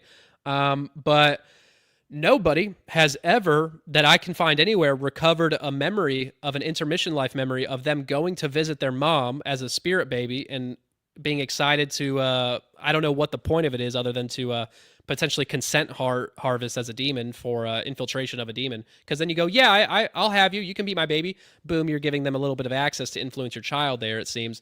That seems to be the goal in my head. Now, let's just assume they're actually spirit babies. Why are they fighting over who gets to get the mom whenever they choose everything in this past life, in this pre-life memory? And also, why have there been no regression memories of people doing this to their future mother? Out of the thousands of cases, I obviously think it's because they just haven't really, not every bit of lore they push into the Not every deception they play is going to be in line with every other deception, as we've laid out in parts 1 and 2 quite aggressively. There is discrepancies, but they overall share general cosmology. They just don't expect you to put the little pieces together here and there. And even if they don't have memories, but it is really happening, and this is you're really doing this. So you're going into a life plan, and then at some point after or before your life plan is finished, you go and regress yourself to a little child, into the future child soul of this individual, which is a little kid, which in your life planning situation, you are an adult, or you're however you died in the last life, which is, these people going to get these memories recovered are adults typically. They are never children in these memories. So why are you regressing yourself? I know it's creepy for a full grown adult to be like, to visit your future mom and be like, hey, I love you, I can't wait to see you, which is, a pointless conversation to be had in a vision. But it doesn't make sense why they would shapeshift into a younger version of their future self. And if they're already their future self and not their last life self, why is this happening? It doesn't make any sense to me. And I know I'm hard to follow right now because I'm tripping over my own words right now. But it's a whole wheelbarrow of information in my head. But it flows out in sometimes better than others. But yeah, and why is this in this deceptive model that I'm trying to lay out here? Why do they wipe the memories of everybody for reincarnation if they're planting so much lore all over the place about reincarnation and the existence of it, and allowing us to access these reincarnation memories if we're supposed to be getting our memories erased? Like, what is the point of doing that if they want us to figure it out? It's all real, so aggressively so. It doesn't make any sense to me. And I will read some quotes from the book because they are either insightful into what's going on here, or they're retarded, or they're a little bit of both, and they're pretty funny. So I got a handful here because we need a little bit of comedy. Yeah. So one, and this is before the silly ones, but this is one girl saying that as a child I knew that all the explanations of where I came from did not resonate with me. Although I had no words to explain where I came from, as a young adult, I even tried previous life regressions and got some hits. Even so, they were not my souls. Some were my physical body elementals' previous experiences, and others were experiences of those people near me. So this girl said she got multiple past life memory downloads, and they were not her souls. And we'll get into why in a little bit, because she's saying she's a starseed, and we'll get back to that in a minute. But until we get to that, she's saying her past life memories were other people around her, and they were her physical body's elementals experience, which doesn't make any sense because the past life is following with the soul, not with your body or anything of that nature. So I have no idea how, crazy this girl is, but she also said many of these past life memories were from other people around her, which she's just picking up as like this sort of Akashic Records connection. We're all connected kind of thing. But it's just another reason showing past life memories are not always yours, which I'll do a reminder in a little bit of the connection of that to episode 2, which was another heavy example of that. So yeah, some funny quotes here is, this one's just actually scary. It says, this guy's in the womb, and he's talking about his in the womb memory of being a fetus, but he's going out of body while he's a fetus. And he says, I came and went as I pleased, in and out of his mom's body. And he says, I played anywhere I wanted. Lots of playtime took place on Jupiter, the planet of growth, and Saturn, the karmic teacher. That's where I went for most of my lessons. That is where I hung out. I still do. So, this insane person is saying, as a fetus, they would astral travel to different planets and have different teachings there. Saturn's a fun one. And then says they still astral travel there to this day. Which, if you watch episode 1, that's probably all simulation and theatrics. That means he's been... It doesn't make any sense. He's saying he had a mature enough soul as a fetus, so he wasn't really a baby mentally, in his soul. So what did you say about Saturn? He says that he would go astrally visit there and have lessons there, like from entities. Huh. Astrally.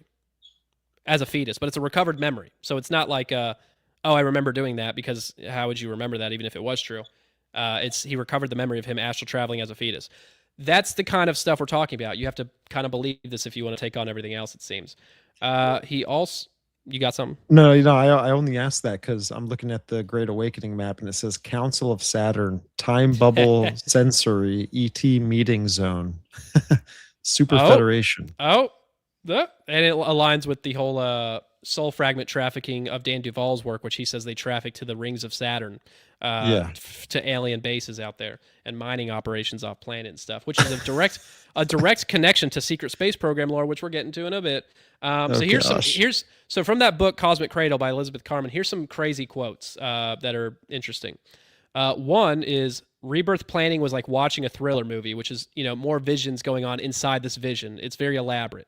Another one is between his second past life and his current life, Thundercloud incarnated in animal bodies. He became transformed into a fish. Stupid.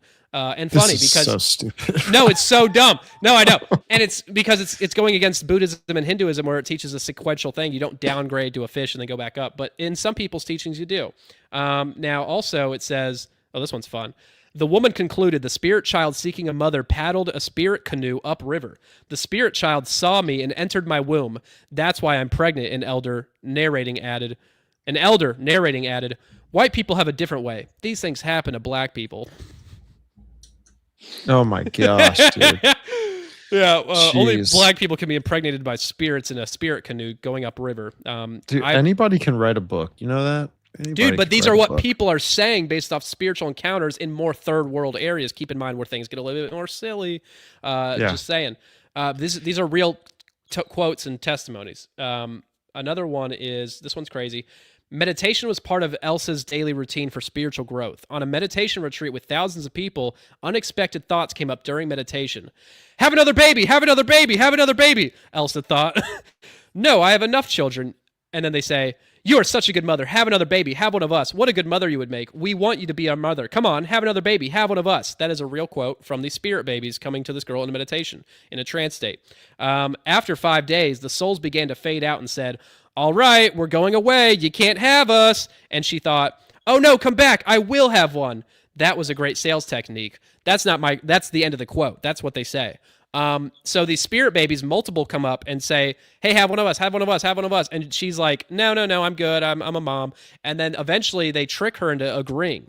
And they say, okay, we're leaving. Bye. But they're trying to get her to reel her in. And she goes, okay, I will have one of you, giving consent to now demonic influence over my future child is that's consent harvesting in the most kind of abrasive way I've ever seen. Why would a spirit baby be doing this for multiple days in a row with multiple other spirit babies and only one of them get to be incarnating? Why would they be doing this? And why does no one have a memory of this they can recover? It seems kind of silly and not paralleled with its own lore. It's no one talks about this because it's so embarrassing to even leave it from your mouth, honestly. But I don't have any shame, so I can get away with it.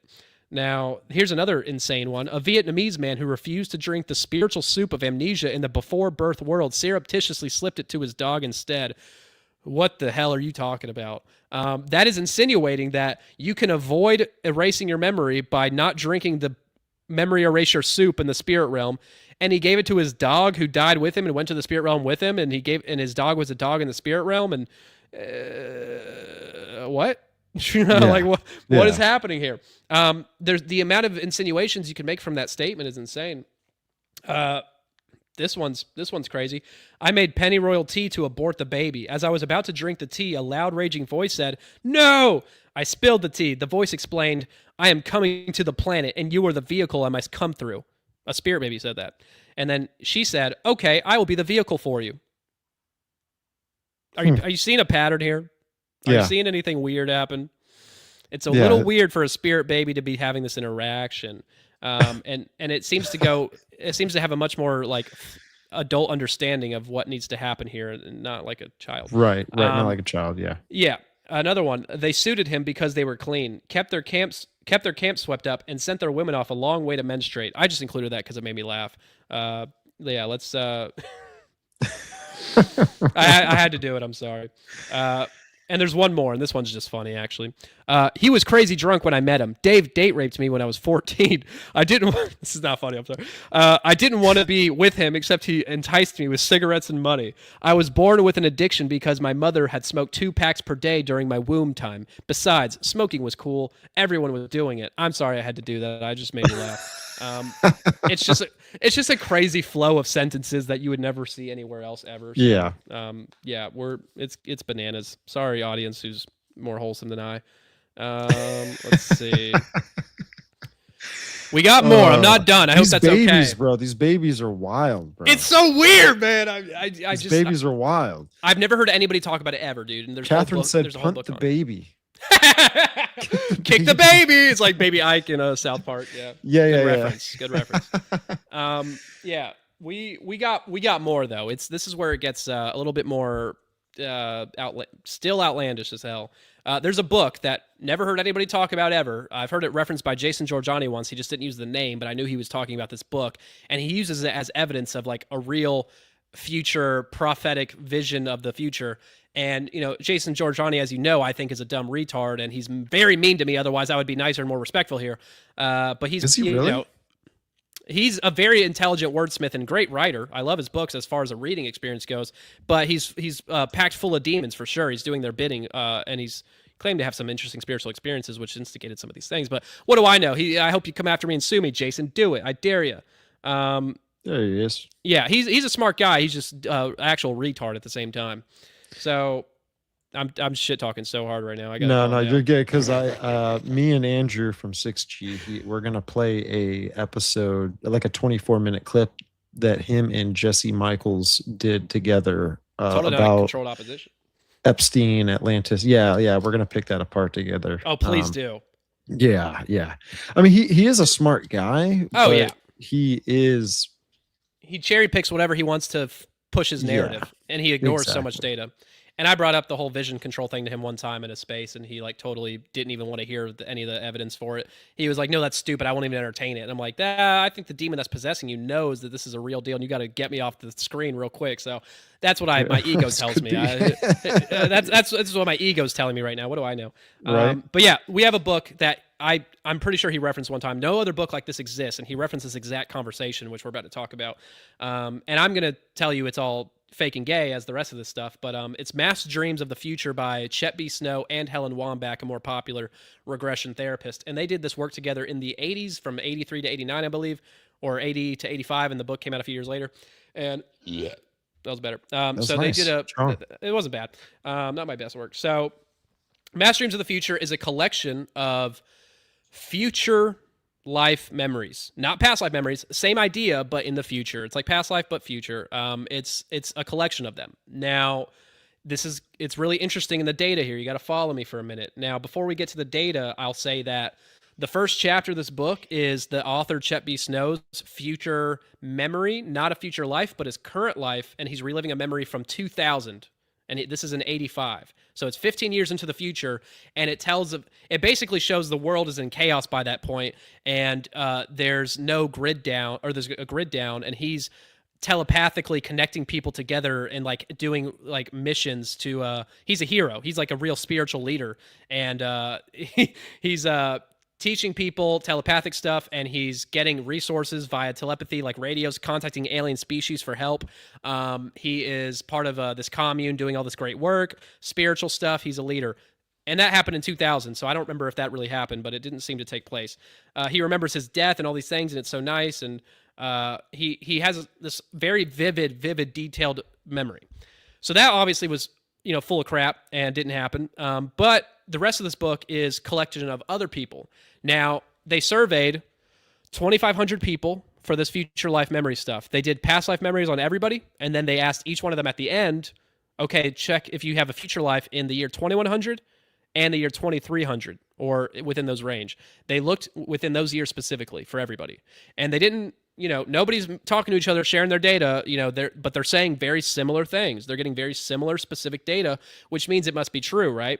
That's what the whole thing is here. Mm-hmm. Now, in the data pool, this is where it gets interesting. There's 2,500 people polled, and only 350 of them could access a future life memory. combined with the 2100, 2300 years. Only 5.5% of that 2500 had memories in 2100, and only 11%, double, had memories in 2300. Now, if this is a strategic demonic operation, what is the explanation for this? What is the goal here? Why wouldn't they give it to everybody? Well, if you give it to everybody while there's 8 billion people on this planet, that assumes that the population is the same or bigger. They want you to think there's a great cataclysm soon, so that after the cataclysm, all the memories you're about to have that explain it, after it shows a big depopulation event where if the population is 5.5% of what it was, and then it's 11% 200 years later, that shows a big decline in population and then a steady normal incline, right? That's what the data is trying to present itself as. So they are strategically not giving most of them these memories, because if they do, it'll mess with the data. So they're strategically pinpointing a certain percentage of people to get it, okay? So within these 350 memories that people have, there is consistent data. 32% of them speak. There's 4 different societies in this place, and everybody describes them the same way. 32% of these people are in high-tech domed cities run by AI, beast system type vibe, and underground bunker cities. I'm guessing the aliens that showed up helped supply these things, because I don't know how we did this after a mass depopulation cataclysm or a pole shift, which seems to be coming. I don't know how we set that up without alien intervention, which would be required here. But giant dome cities like the Simpsons movie, and then underground bunkers, that's 32%. 13% lived on orbiting space stations and off-world colonies in totally different planets, totally different moons, occasionally different solar systems, or living on craft. 13% of people in the 2100, 2300. And they describe pretty lame conditions and bad, quality of life, and eating a lot of slop and like gray goop and stuff. They're making all of these places bad, and they're going to make one of them really good, by the way, but we'll get there. So 28% of the people lived in like primitive, isolated survivor communities, which were, more run-of-the-mill, less technologically based. But the ones in dome cities are in areas where there was obviously some sort of nuclear activity, because if they go outside, they say they die, so they have to wear suits if they want to leave their dome, because whatever area they're in, their city was hit with bombs and made it nuclear, right? So that's the story they're building here. In these other places, there obviously was no nukes because they're not living in a dome. So it's, isolated areas. So these survivor communities make up 28%, and they're more like, Western vibe, horse and buggy type stuff, stolen technology occasionally, they say, but nothing too crazy. And also all these places, except for the primitive ones, I think, are trading with aliens consistently. Aliens are trading resources and helping them consistently in all of these communities, including the last one, which is the only happy one that seems to be described, and it is 27% living in spiritual New Age communities. They're not under domes, and they're farming everything. They're having mass, group dining halls. They are teaching psychic abilities in pyramid-shaped schoolrooms. Pyramid-shaped. That's just dumb. Sorry. I guess it's good infrastructure for surviving cataclysms, but otherwise it's like just silly. But it's like a New Age fantasy. It's a New Age wet dream. Everything about it is like perfect, and everybody loves it there, and they choose when they die. They just go to sleep when they're ready to die because they've accomplished all their goals. It's the New Age like perfect dream scenario. Now, if this is a fake demon impression, fake data, then they're just trying to make all these places seem horrible so that we desire the New Age lifestyle, the New Age community, and go for that. So that's obviously what I see is happening here. And here's more evidence of why it's probably baloney.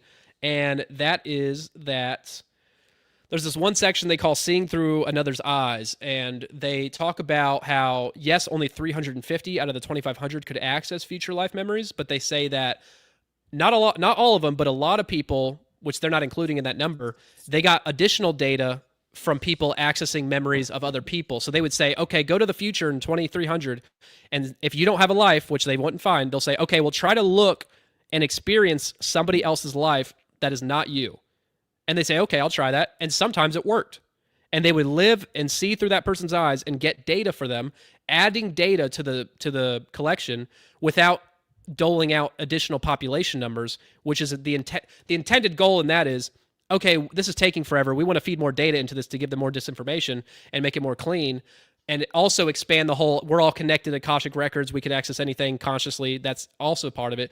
But they don't want to add to the population numbers, because if they add too much, people will go, wait, this doesn't line up with the trajectory of a depopulation and an incline of population. Am I making sense here? Absolutely, yes. It's I know it's a lot. Well, I mean, I had on S90 not too long ago, and he talked about Barbara Marx Hubbard, who is a neo New Age, like, I mean, witch. She Fun. passed away, I believe, but she talks about that depopulation that everyone kind of is thinking of, and that's coming in the future. And Bullshit. yeah, well, in her perspective, I'm trying to see if I can bring up the quote, because it's really a wild quote, dude. And she links it directly to the pale horse in Revelation. Oh yeah. But it's pretty much those that don't go along with the shift, right? The shift towards the new age will die off. No, well, they talk about the 5D ascension, like there'll be an alternate timeline split. So they'll say like it'll just be an instant switch, like a TV channel, that all the enlightened people will shift to that channel and be on that Earth, and there'll be a separate Earth where the people who are ignorant are gonna live. Now, I don't think that's what's happening. I don't think that's what's coming or anything like that, but they do prophesy that in some New Age stuff as a disinformation tactic. And it's more to convey the concepts they want to get across, I think, than a literal event they're maneuvering around. But who knows? Or it could be like a rapture thing, which I don't believe in the pre-trib rapture. Maybe it could come later. I think we're going to be sifted, wheat through the chaff situation. I think we're going to be tested. Mm-hmm. But if there is some sort of rapture later on, that is the perfect explanation for it. And then you say aliens did it or something. Or the ascension narrative, or the split off timeline. They are going to do some timeline war thing, and that's why part 4 is going to be about a time travel debunk, because it's stupid and lame and propaganda. But that's later. So yeah, I wanted to read some. I hope that thing made sense that I just went on, the mass streams of the future. But it's just another campaign, another information source to feed more disinformation and convince people that, okay, well, if this is happening, then the Bible's prophetic narrative obviously is false, right? And there's so much data, all the data of the matching testimony, so it must be real. It's not an organized deception, which is what I'm saying it is. Yeah. Well, I think we see a lot of this, what you were describing, in movies. Oh yeah. Oh, like you see that, right? Especially in like the alien movies. There's over 200. I looked it up. What? There's over 200 movies about aliens, and I asked AI. I said, and there's 50 shows. Oh, wow. There's 200. I said, are there any alien movies where they have a demon like meat suit narrative, or these are demonic ultimately? Is any of that narrative in any of these movies? Zero. Really? But yep.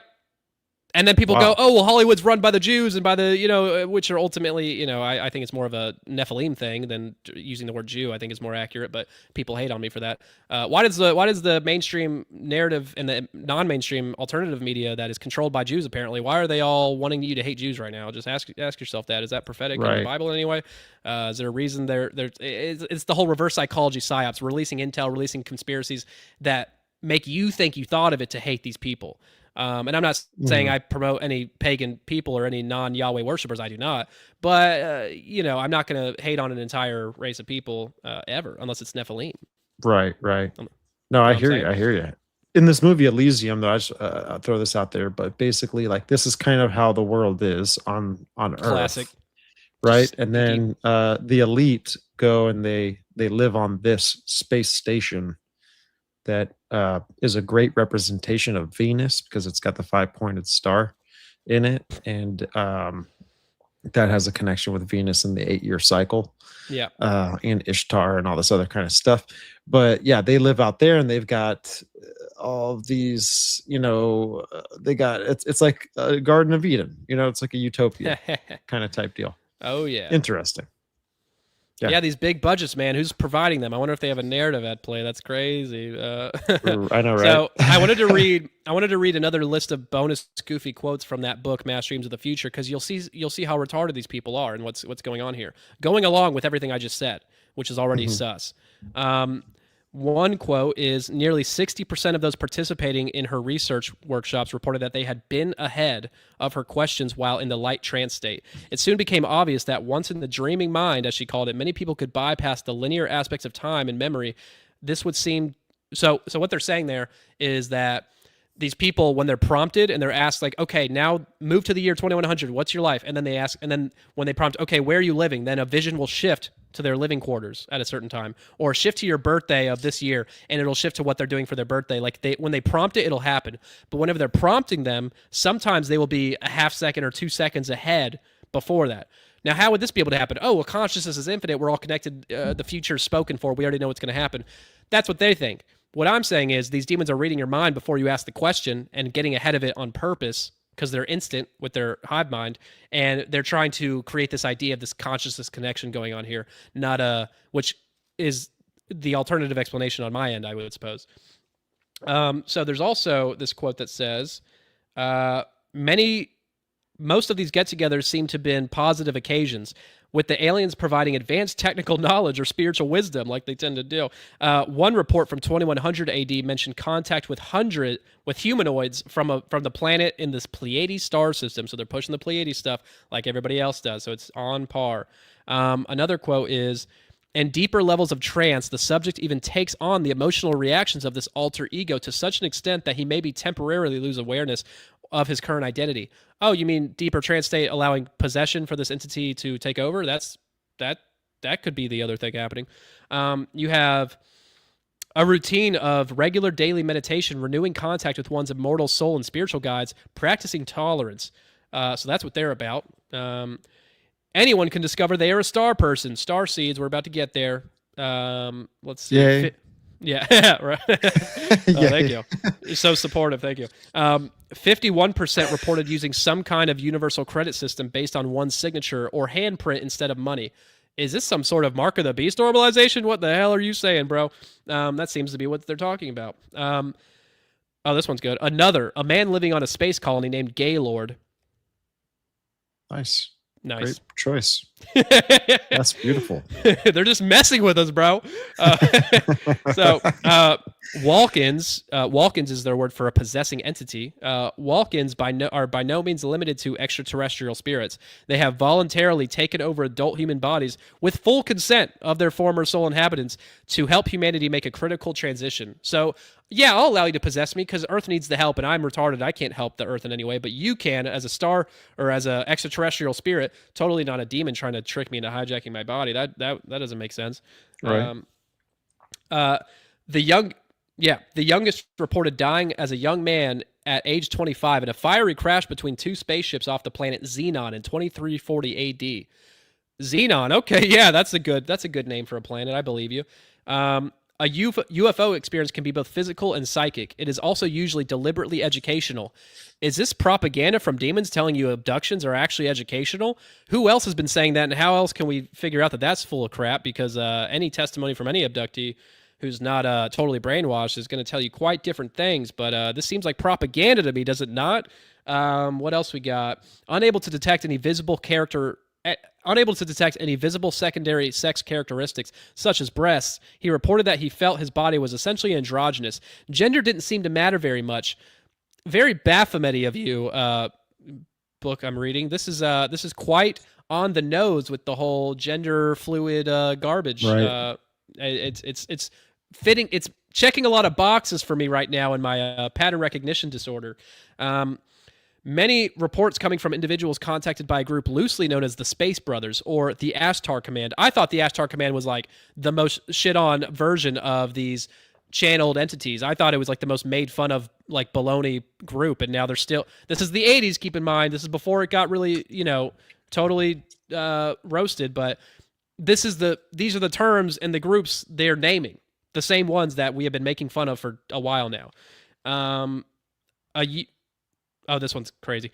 UFO connections have been received psychically by several hundred different individuals over the past 4 decades using names like Ashtar, Manka, or Hatan, purportedly the galaxy's record keeper, and referring to the same intergalactic hierarchical organization said to be headed by no less than a personage than Jesus himself. So Jesus himself is heading this alien command, often also called Sananda by these sources.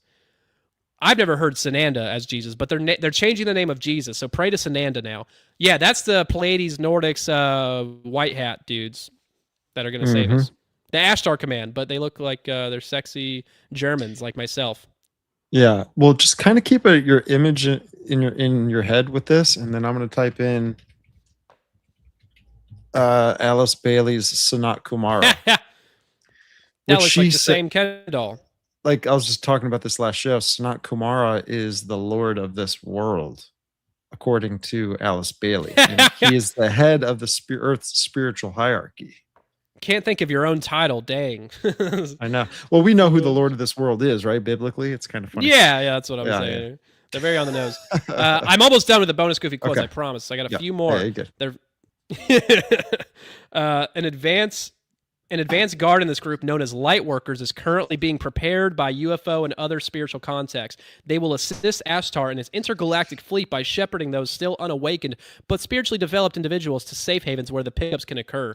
That's some sort of rapture disinfo counter intel, but I think it's also to push the idea that the rapture is real, because I kind of think they want us to believe in the pre-trib rapture because it's beneficial if Christians do and they're wrong, because then it'll piss a lot of people off. So I think they're also planting the other side of the coin just to like throw us off, or maybe I'm wrong and there's a rapture coming soon. But I'm not a promoter of it personally. This one's gross. Jan found that her present-day grown daughter will become her spouse in 2300 AD. See, more of that incestual soul family stuff that they normalize, but it's really disgusting and freaky, and I don't think it's good to push. Let's see. Another high-tech subject compared his future life to that of a conscious, intelligent machine, seemingly androgynous. Even his name, Synchrotron 2, was mechanical sounding. That's his future name. I don't know, bro. That's your parents could have done better than Synchronon 2. That's stupid. And the last one, for convenience, I will use masculine pronouns for his story. So these are the people we're dealing with. I needed to do a lot of those because this is the combined material with the statistically impressive data I just summarized for you. The collection of data seems to be speaking for itself as legitimate, but when you look at it in the deception framework of vision control, and all these dumb quotes involved, it kind of leans towards a more nefarious story potentially happening behind the scenes. I don't know if you have any thoughts on that, my dude. No, yeah. I mean, how do you think these things will end up converging in the future? I mean, I don't think every deception they pull off like this one is meant to have.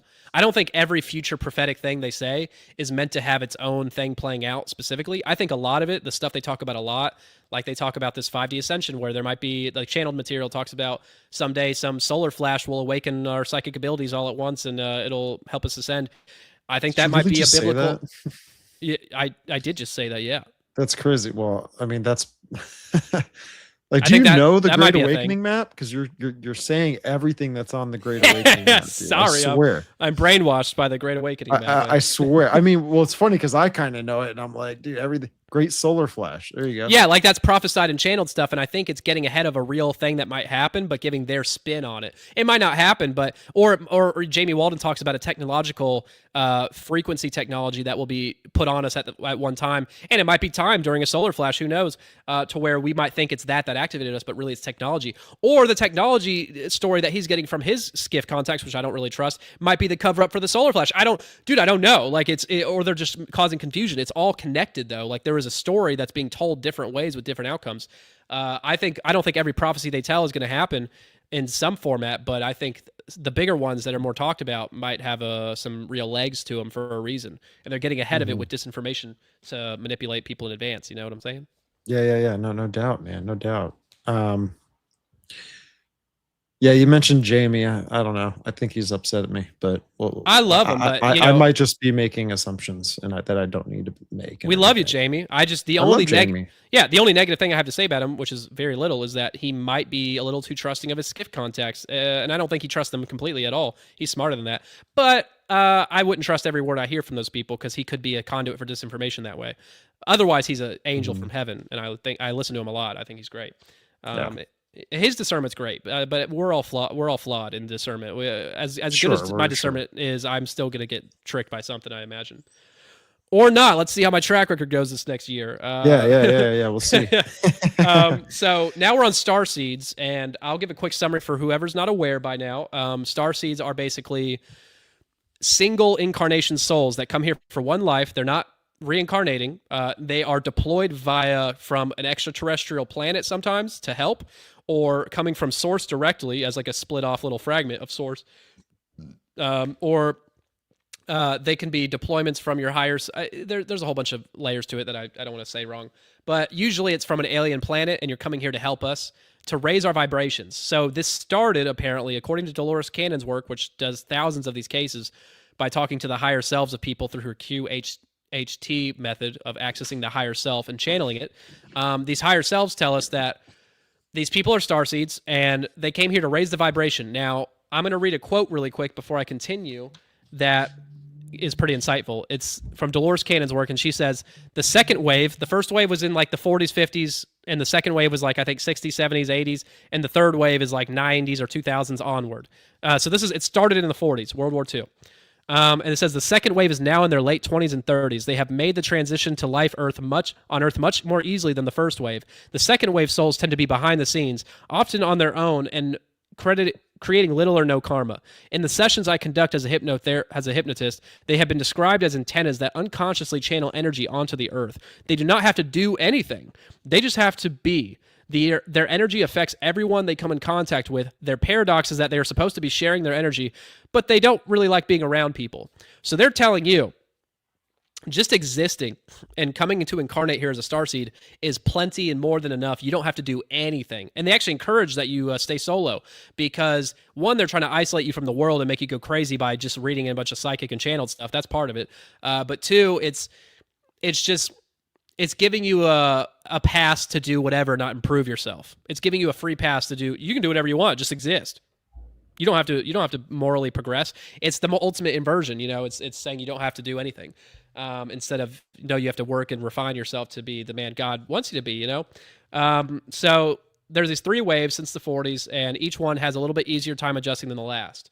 Now, what was I going to say? So these QHHT hypnosis methods come with the higher self conversation and access to past life alien planet memories or memories with Source, where they're talking to Source and being like, hey, should I come do this? Should I come save the world and come here to incarnate as a starseed? It's showing their contract signing, their deal making. They always show off that part. And let's see. And the alien planets some of these people are coming through are always perfect. They have telepathic, psychic abilities, everybody there. They have no war, no conflict, no religion, no like organized religion, just like a consciousness acceptance of reincarnation. And it's like the New Age community in Mass Dreams of the Future. It's a perfect New Age community where everything is perfect. No crime, no war. Everything's great. Why would I want to leave that? But these people are heroes. They're good people, so they choose to leave to help us. So, yeah, and some even talk about coming from like underwater colonies where they're mermaids and stuff, just like the Water Kingdom memories we have, which I'll talk about in a little bit. It's like water secret space program, basically. It's underwater. And they talk about the being like slender humanoids with like leathery skin, and they're androgynous and live up to, they say, 120 years. Another weird biblical number of age of years to choose from. Just a little weird note there that they remember that. Right. Yeah, so I think that's a funny note. Now, here's where it gets a little crazy again. Dolores Cannon will do these past life regressions, and she'll also do these starseed regressions, right? And some people will be getting past life memories, right? And they will then eventually get a memory that they are a starseed after past life regression. Now, starseeds only come here for one life. So how do you combine those two worlds? You just access past life memories, and now you're getting this memory saying you've only been here once. Well, that means it's full of crap, right? No, it's not. It's imprinting. They call it imprinting. Dolores Cannon says the explanation for this is that whenever a alien soul or a source soul comes here to incarnate, to give them an easier time, because they're going to have a hard time adjusting because it's so different from what they're used to, even though they're erasing their memory and starting them from scratch anyway as a clean slate, so it doesn't really make sense. They say that to make them adjust, they go to the Akashic records and they pick and choose certain memories from people who really existed, past lives, and they download those into themselves, imprint them, so that their soul can have an understanding and adjust to the world better, even though they're going to get their memory wiped anyway and be a clean slate anyway. This is what they say. This is what they say. That's so dumb. Isn't that dumb and stupid, right? Yeah, that's what I'm saying. It's damage control, because the demons are giving them past life memories, and then they're giving them starseed, and then they're like, wait a minute, oh shoot, I messed up. Or they did it intentionally, who knows. But either way, they messed up, and they have to give them some BS excuse to explain it, and this is damage control for that exact thing. And it doesn't really sound believable to me. I don't know. And But for some, it's so seducing, well, it makes you feel special. You're a hero, and you just Right. have to exist, and you're a hero automatically for no reason at all. That's exactly what they're being told. Yeah. They're giving the last place guy the trophy. Dude, it's and you know what? There's a lot of last place guys who just will eat it up, and they'll sit on their couch eating Doritos and be happy with it. Yeah. Now I have to remind people of the quote's not long, but I'll remind people of episode 2 where we touched on this quite in detail. So there's way more of the reincarnation debunking in that, just the existence of these holistic healing methods where these people access these past life memories.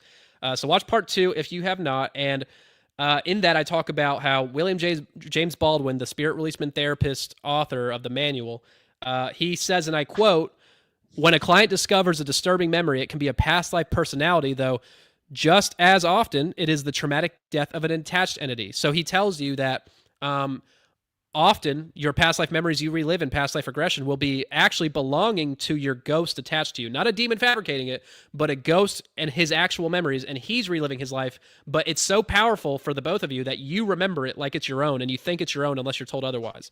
So that's already admitted by the past life therapists themselves, which I covered in part 2. Additionally, in part 2, I covered that Carl Wicklund, in his 30 Years Among the Dead, his spirits tell him that all the reincarnation memories that his patients relive are actually belonging to ghost attachments, all of them, not some of them, because William J. Baldwin is saying, no, once you get rid of all the attachments, once the coast is clear and the ghosts are gone, then you do past life regression, because then it's yours. But he says they coexist, other people's memories and real ones. Carl Wicklund in the 20s is told by spirits, and he believes it, that your memories from past lives are all from ghosts.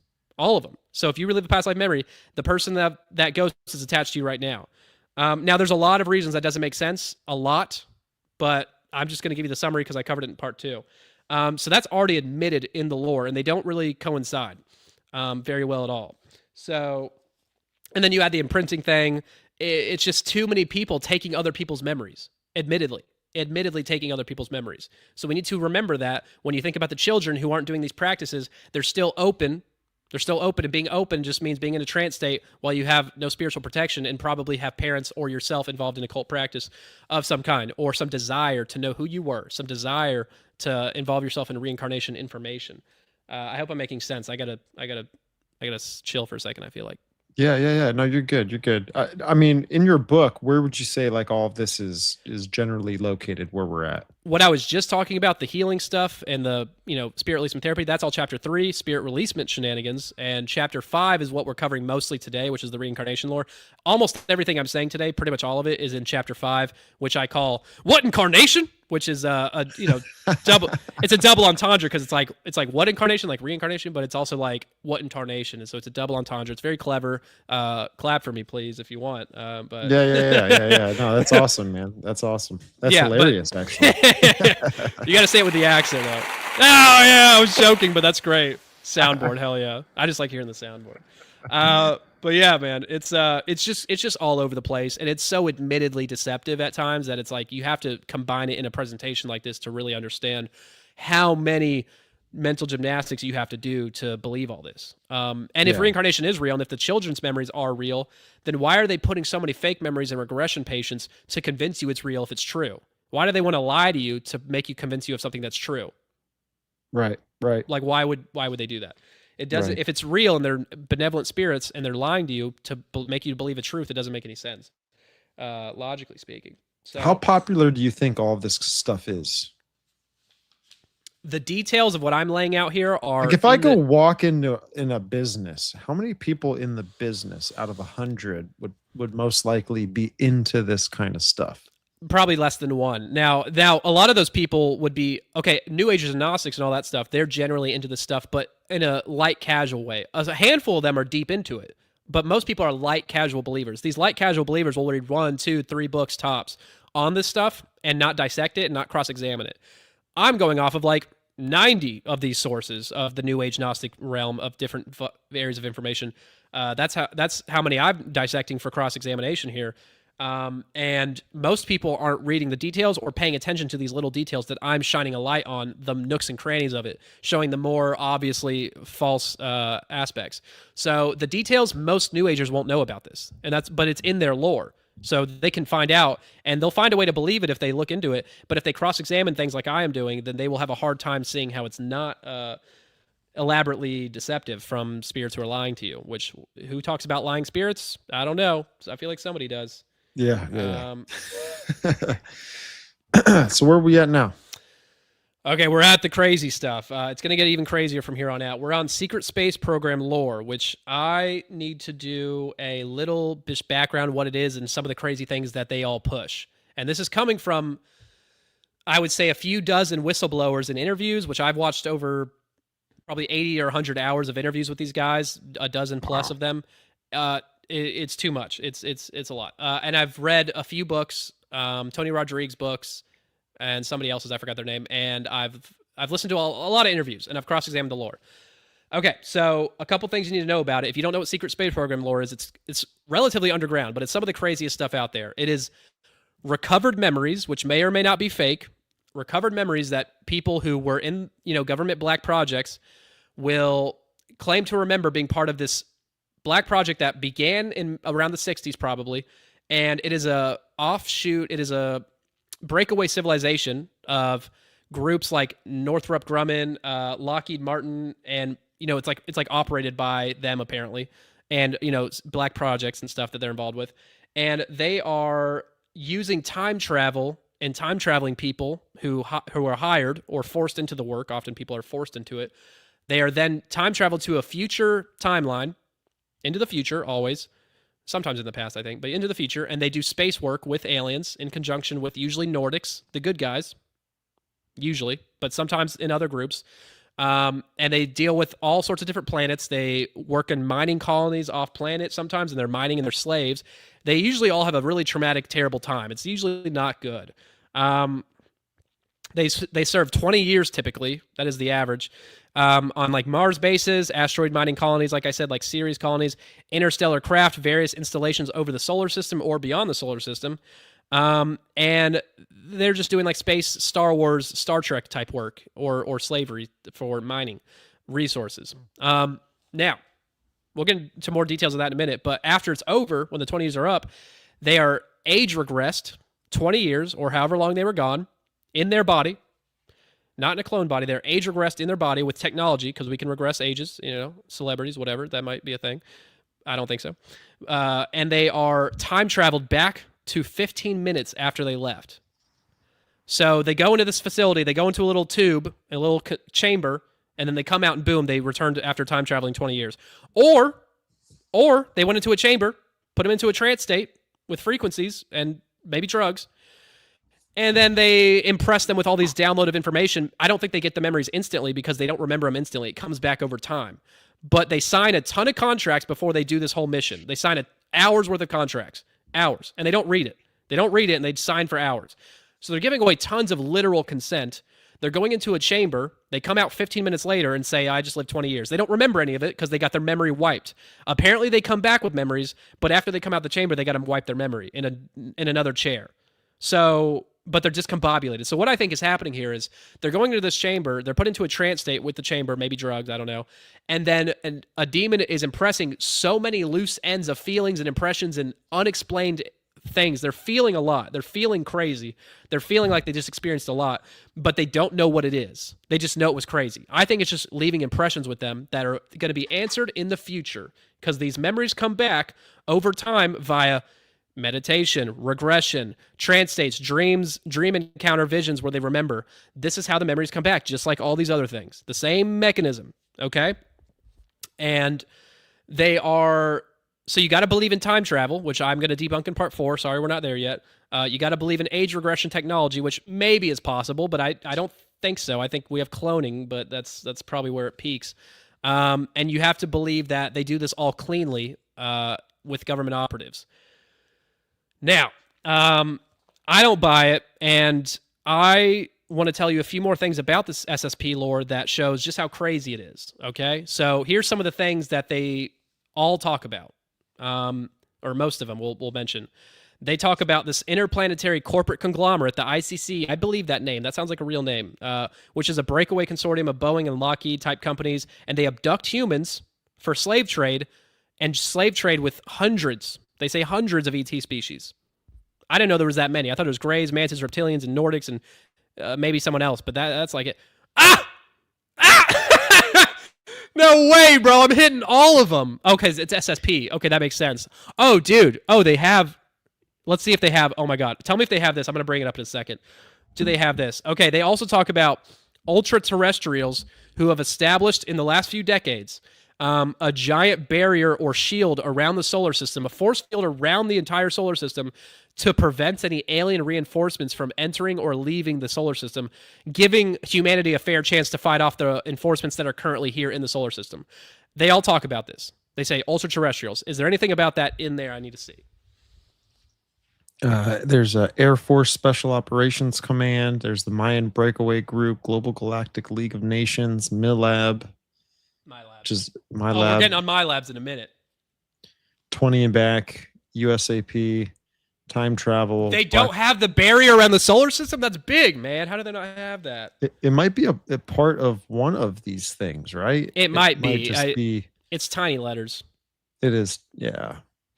Well, they do talk about that, multiple people. And they also talk about, let's see, many World War II Nazis that escaped to Antarctica, allied with Draco reptilians, and still operate its own interstellar military and trade fleet using human slaves. But these are not the Nordics, apparently. They're like a different group. Or like the proto-Nordics before they... Like Giorgiani says, he believes that the Nordic aliens are us from the future, but they're us from the future who broke away and discovered time travel in World War II Nazi Germany.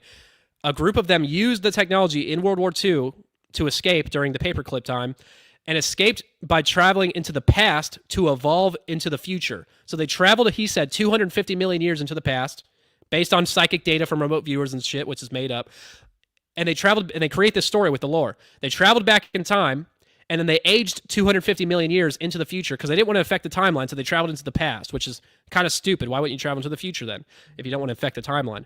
And they still didn't affect our timeline enough to where they still did this into the Nazi Germany, but they influenced World War II, apparently, for the whole Nazi movement, which gets into the whole, okay, well, why are so many Nordics seen with swastikas from experiencers? I don't want to say it's a super common thing, but there's enough I can list where they see swastikas on their emblems or on their boots emblems in their footprints, that's been said.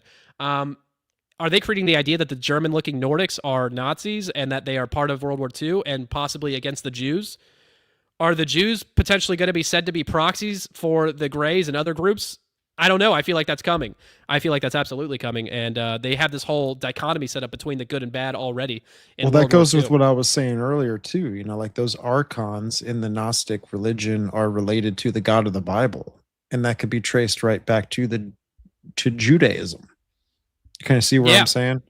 Like the Greys and the Reptilians are technically like these archons. Yes. The archons are who the demiurge created. And the demiurge in Gnosticism is the God of the Bible. And that's the God of Israel. You know, Absolutely. So it's like I could see exactly with what you're saying. This is all for a new age religion to be established, man.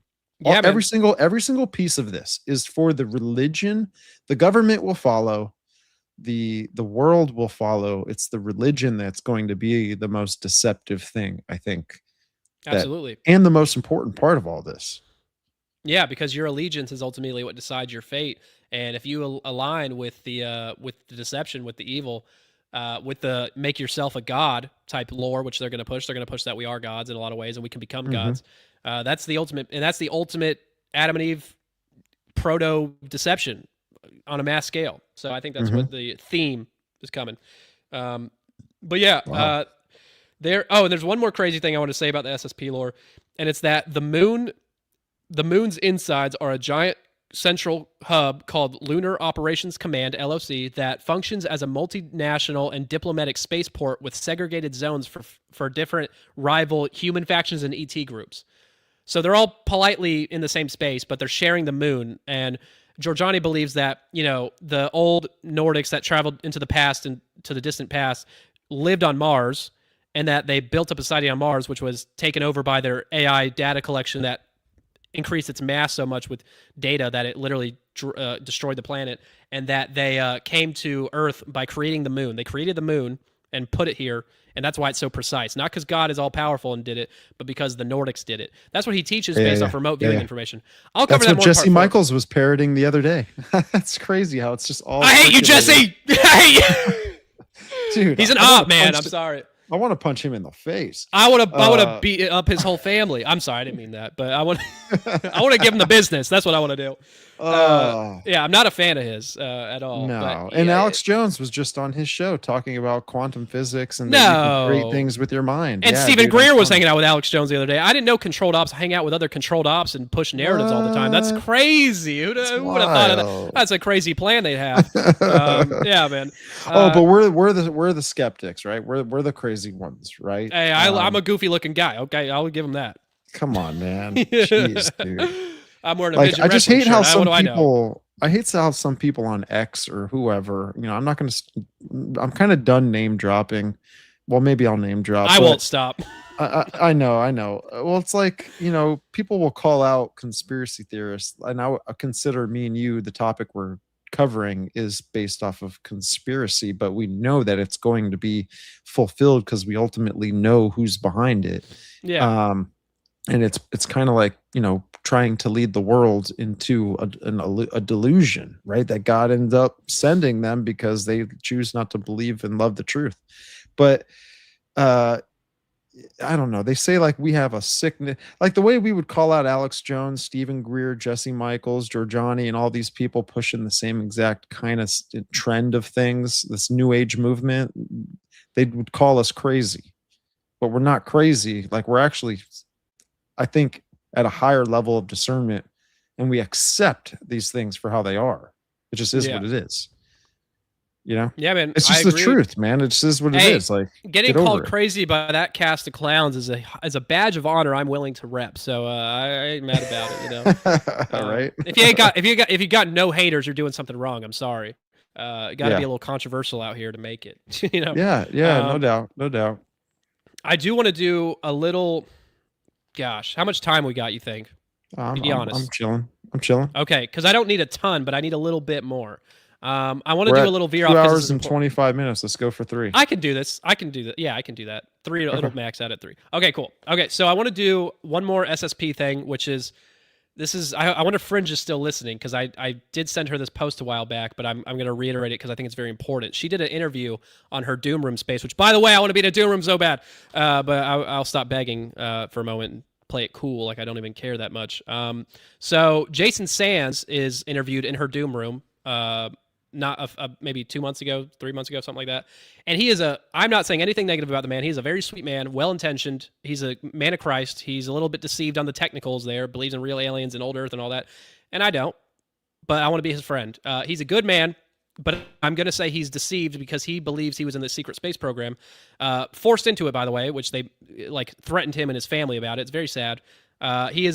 He's a brave guy for what he's doing, but he was allowed on Joe Rogan because he doesn't know the full truth and he was promoting these narratives. He wasn't talking about secret space program in detail, but he talked about it only once in great detail on this Doom Room space recently. And I collected some dialogue here because what's his name again? Jason Sands. Sweet guy. So you collected dialogue? I'm going to share some because it's very important and very insightful here. I already told you how I believe it's false implanted memories and how it comes in the same waves as reincarnation memories, and the whole operation is a deception in my opinion. But here's more evidence to that in my opinion. So at first, Jason is talking about these SSP missions, which he never talks about anywhere else. He said he's only doing it today because a lot of problems come to him spiritual warfare wise when he does and otherwise. And I feel you, so I appreciate this, Jason. Please be my friend. He says his missions will include, that's him in the middle. He says his missions will include eliminating reptilian groups with advanced guns or rescuing humans off planet, the ones in the slave trade probably. More crazy stuff like that. But Fringe asks Jason if these missions have any dream-like material or non-physical elements like astral kind of stuff, or any drugging, etc., right? So he then says there's no drugging involved. It's more like paralysis and, quote, this is a quote now, he says it's more like, it said the ability for some of these NHI to kind of switch you off. All I remember is being in one place at one point where I was in my bed or in a facility and having some awareness and then being switched off. And next Next thing, I'm in a helicopter, another kind of conveyance, or if it was an NHI craft, I think sometimes that was the case. I was in one of them. And then I'd be switched on. I'd already be moving towards the objective, and somehow telepathically or mentally, I already had a picture in my head telling me where to go, what the first objective was, what I was supposed to do. The only part where I had more freedom was actual hand-to-hand combat. Telling you he's being switched on and off his consciousness by these entities, just like at part one. Listen to part one, please. They are switched on, off, switching to different scenes instantly in the same way. And he's already moving towards the subject, which means they were possessing him and then had him doing stuff all the way up until things are actually going down. Why, if they are already possessing his body, do they need him to do it himself? Why do they need him to do that if they're already controlling his body? That's one thing. They're saying him switching him on and off. He's not seeing this happen. He later says he thinks it's the tall whites doing it, or the tall grays. I don't remember, but one of the, I think tall whites like the Nordics. But he just assumes that telepathically. He has a telepathic image of where to go, what to do, and he has low autonomy, very little autonomy, except when he's fighting, which is all theatrics anyway for him. So this sounds a lot like astral travel and what's happening out there.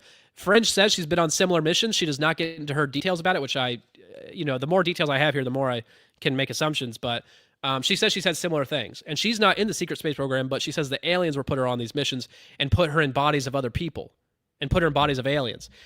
I think that could all be possibly switching her soul to another body. I think it's more likely simulation, and they're making her think that so she believes and tells people that they have more power than they really do. I think that's probably the case. I could be wrong. I'm open to being wrong there, but I think that's very possible. And it's absolutely possible with what we know about their abilities. He also says, so soon after, Fringe says she's been in those similar situations, and she asks if he knows if he was in his body or another body. He says, whether I was in my own body or an avatar, I couldn't tell you. Also, he said, when I felt pain, it was real pain. Episode 1, Death and Dismemberment Ritual. They can feel real pain in the astral. Many people have dreams where it's astral, they're dreaming, but they feel real pain. I felt it. It doesn't mean it's real, doesn't mean it's hurting you, but you can simulate it in these experiences. He then says, regarding the memory of these events, he says, it's pretty fragmentary because all the turning on and off. So it's a constant turning on and off of his consciousness they have full access to. Just like the astral experiencers, it's kind of like the same thing, but it feels physical, it feels realer than reality. But what do the astral guys say about the astral? They say it feels realer than reality, even in these simulated realms where they know it's a simulation, it feels very real. They feel like they're grass or a bird or a flower or a raspberry, they said, and it feels real. If they can do that, they can make you feel like you're on a space mission shooting reptilians. Right. You know what I'm saying? And when you come back and tell people about it, which they're allowed to write these books, they're allowed to share the lore in interviews, they make it seem like they're getting psychically attacked by voice-to-skull technology. And I'm not saying that doesn't exist, but voice-to-skull technology could be a technological cover-up for psychic warfare in a schizophrenic sense from demons. Or I think it is often, if not all the time. That's what I personally believe. I don't know who's sitting in a van near your house speaking into a microphone for hours and hours and hours all the time. I think demons would have more free range and ROI on that situation than human operatives for how much people are saying to experience this. Does that make sense? You know what I mean? Yeah. There's like so many different ways to like justify an answer, but really they want to keep you away from the actual truth. Yeah, they're giving you like possible. a half truth, but it still veers you off from the actual reality. And Right. Looking down the wrong rabbit holes. Now that's the end of the SSP stuff, but no, it's not. No, it's not. Oh my God, we're on a. Okay, so I have to. We're still talking aliens. I know, bro. Okay, I have to name drop our president here. So just like this is important. So just like QAnon, secret space program lore constantly promotes Trump as a white hat working with the Nordics, and he's pushing for disclosure. Did you know that? Yes, I did know that because I know about this. I know about this map. Is it on the map? No way. No way. Okay. Q. Does it say? Hold on. QAnon anonymous. Yeah. Well, I mean, yeah, that's there, and the release free energy, of course. Yeah. It sounds nice, doesn't it? Yeah, man. Okay. So the secret space program guys say that in their future timelines that Trump is doing this and this and this. By the way, it hasn't come to pass, a lot of that stuff. I don't remember the details. I just remember they've been wrong about prophecies about him. And they're saying he's a white hat fighting for disclosure. Now, look who's fighting for disclosure now. It's kind of actually weird. They're fulfilling that prophecy they set up, which was always, meant to happen. This is all prophetic. But their foreknowledge of it makes it seem like they're being prophetic here with the whole time travel stuff. Oh, how did they know that Trump was going to be a disclosure president if they didn't have time travel? Because it's all demons orchestrating this. It's a script. You dumb idiot. Sorry. I love you, my brothers in Christ. I'm sorry. So yeah, it's just I see it as the perfect counter intel campaign for deep conspiracy researchers. The deepest, like the biggest enemy to Satan is conspiracy minded Christians, right? Because we're the closest to the truth. We're living in truth. If they're looking for the Antichrist with all this stuff going on, and they find the secret space program lore and get fooled by it, they will be deterred from seeing him as the Antichrist. They'll see him as, oh no, all his nefarious stuff that seems to be bad, that's 5D chess. His friendship with Israel, keeping his enemies closer. That's what they say. And guess what? If he ends up turning on them one day, like it might maybe is prophesied, assuming things are how we have assumed in our translations, then he might turn on them one day and attack them himself, which may or may not be fulfillment of his, if he's that role. And this is why I saw him as the Antichrist forever. This is why I've been saying it for 2 years because of this stuff, before it was popular. And now that I see Tucker and Fuentes, and I know Tucker rescinded it, but when he rescinded it and that went viral, knowing him as an op and knowing this is all script, I know that that's them trying to get everybody to believe it on themselves. They're like, oh, Tucker didn't tell me. I believe it because he's lying. Now he's a Fed. But he's like, oh, I didn't say that. Obviously going to get caught lying. Obviously going to go viral. And boom, now everybody's like, well, maybe he is the Antichrist and blah, blah, blah. And now it's making me question if he is, because he checks all these boxes so perfectly. But now I'm in this world where I'm like, what if he's the fake Antichrist set up to be a decoy to distract us from the one who will defeat him, the aliens that will defeat him? Then they will say, then whoever comes in to be the savior and defeat the beast system that he's creating, or defeat the the new world order system and replace it using the same technology he's set up probably, but using it for good now, because they're not going to destroy all the technology they've been building up, I'm sure. But now I'm seeing like that is maybe an option, and people have talked about him as a decoy, as he's either the decoy or he's the John the Baptist for the Antichrist, or he's the guy. He does seem to check all the boxes of the man of lawlessness, and people assume the man of lawlessness is the Antichrist, and that's another name for him.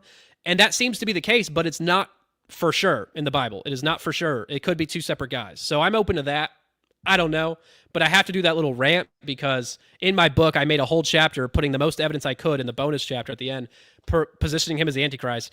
And I'm letting you know, I'm not going to just say things because I wrote in a book. I will veer off the course if data changes. So I'm trying to be real. Right. But I had to do that rant. No, I mean, I think there's something to it. And I've even had conversations with some friends where we're like, is he the forerunner? Which means pretty much, is he like the fall guy Antichrist before he's the the real guy, or Antichrist he's the forerunner? comes? Yeah, he's fulfilling Exactly. he's fulfilling everything. Well, if the forerunner, if he is that, it makes me think of the Islamic eschatology with the Mahdi, right? And Jesus. Oh, it's the reverse. The hero's the villain. Which Jesus and the Mahdi work together. This is crazy. Listen to this. Like Jesus and the Mahdi would be the Antichrist. Jesus would be kind of like playing this sidekick role, almost like a John the Baptist or a false prophet, right? Position.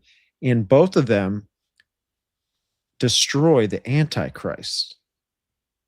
So it's kind of like to take out this. Jesus need a little bit of help.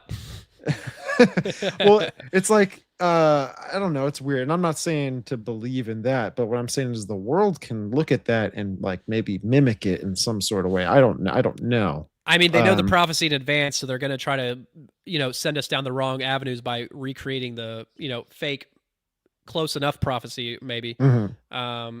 Like I thought the whole Trump getting shot in the ear, which is totally fake and gay, was the fulfillment of Revelation, what is it, 13, 12, something close to that. Mortal head wound? Yeah, I thought that might have been that. And it might be, but because it didn't say he's going to die and then come back to life necessarily, I don't think, but it did say, like the original words in the original meaning I looked up, and it you can assume it meant mortal head wound, but it can also be taken as like a shot to the head or something like that. I'm paraphrasing it poorly, but it's something I think the Antichrist does die and goes through this resurrection and possessed by the Borg. Yeah, well, that's where Apollyon comes in. Apollyon goes into perdition, and when you read in the New Testament with Paul, he's like the man of sin, the son of perdition, all this kind of stuff. I can sit here and blow your mind with that kind of. Well, I'm saying that it fulfills all of the mythologies of all of the religions where you have this death in this reincarnation process of becoming a god. And it's what Osiris went through. It's what Attis went through in the Phrygian times with Cybele. It's what all of these sun figures in the mythologies go through. They die, and then it's the spirit of themselves coming out of the underworld back up to the material plane once again. And isn't it kind of interesting that there's a harlot represented in Revelation? That's a She a goddess, hoe. mystery Babylon, right? It was Isis in Egypt, which is equivalent to Semiramis in Babylon or Assyria, ancient Assyria. Isis is the one that is known to take her husband's spirit out of the underworld and impregnate herself and deliver a baby, and then that Homunculus. baby becomes her her husband again, and it's just a constant regenerative process Yeah, they of. like to cast all these different characters, but ultimately I think they're just playing it out to make it seem like there's all these entities. And there are a bunch of entities, fallen angels and demons, but like I said, I think they're all connected to one source. They are a Borg, and they create these characters to make you think not only just different names for different cultures to, have patternistic things repeat over time, but also to make you think that they are not a Borg, not a hive mind. They're trying to make you think that there's all these different unconnected entities, but they all seem to have a cohesive vision and mission that is working together in unison. And to accomplish it at such detailed degree in the lore I'm presenting requires the hive mind, which I think is a super important thing they don't want us to know about because of its implications. Yeah, Now yeah. I want to. Now we're getting to the final events here. I got a couple more things, and they're all connected. There's a common theme through all these that you will notice, and it is going to get a little convoluted, but bear with me. So we're going to talk about MyLabs, which for anybody who doesn't know, military abductions, MyLabs, they are said to be where people will be abducted by aliens, and then after that, usually soon after, they may be abducted also by military black projects through like portal tech and taking them to an underground base. And I'm not saying there's no underground bases. I know there is. I'm not saying there's no portal tech. I'm sure there is. I'm open to it. Not time travel, but portals, sure. Now, do I believe MyLab's memories are real? I'm going to lean towards most being fake, if not all of them. And here's why.